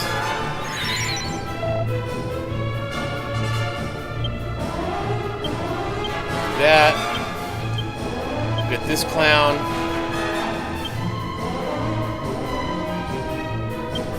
And we'll do multi-heal. Come on, Angelo, act first. I want the healing done before. Let's see. Come on, Angelo. Thank you. I don't want to have to do that outside of battle. Alright, after this fight, I'll go save. I'll end the stream. I have plenty of time to come back this afternoon.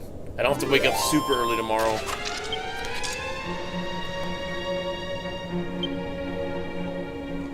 I just got to get out of the cave. Remember this spot right here. That'll be the spot where I know slimes can definitely show up. Our King Metal slimes can definitely show up. All right, we'll warp back to the Desert Chapel. We'll rest, we'll save, and then I'm out. Yeah, I had about another couple of hours, I think.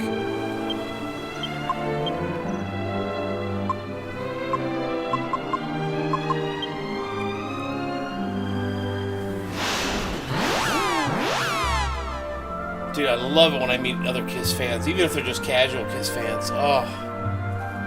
Although some of the more casual Kiss fans, or any fan of casual fans of bands that I just absolutely love or adore, or that have inspired me in life and in my own music, like sometimes the casual people don't get it. They're like, huh? Like, you know what I mean?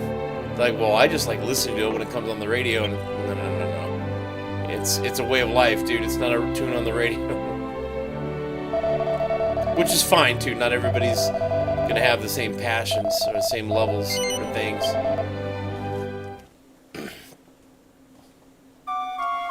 Alright, we'll go save, and we're out. And if you guys are interested, I will be back this afternoon. I'm not going to do my usual speech, stream end speech. I'm just going to cut it and go. I'll come back this afternoon and do the post wrap-up for this one. And then I'll start part 14. Hopefully get a 3 or 4 hour stream in. I just gotta get my kids from school, make dinner, and that's it. I can shower later tonight before I go to bed.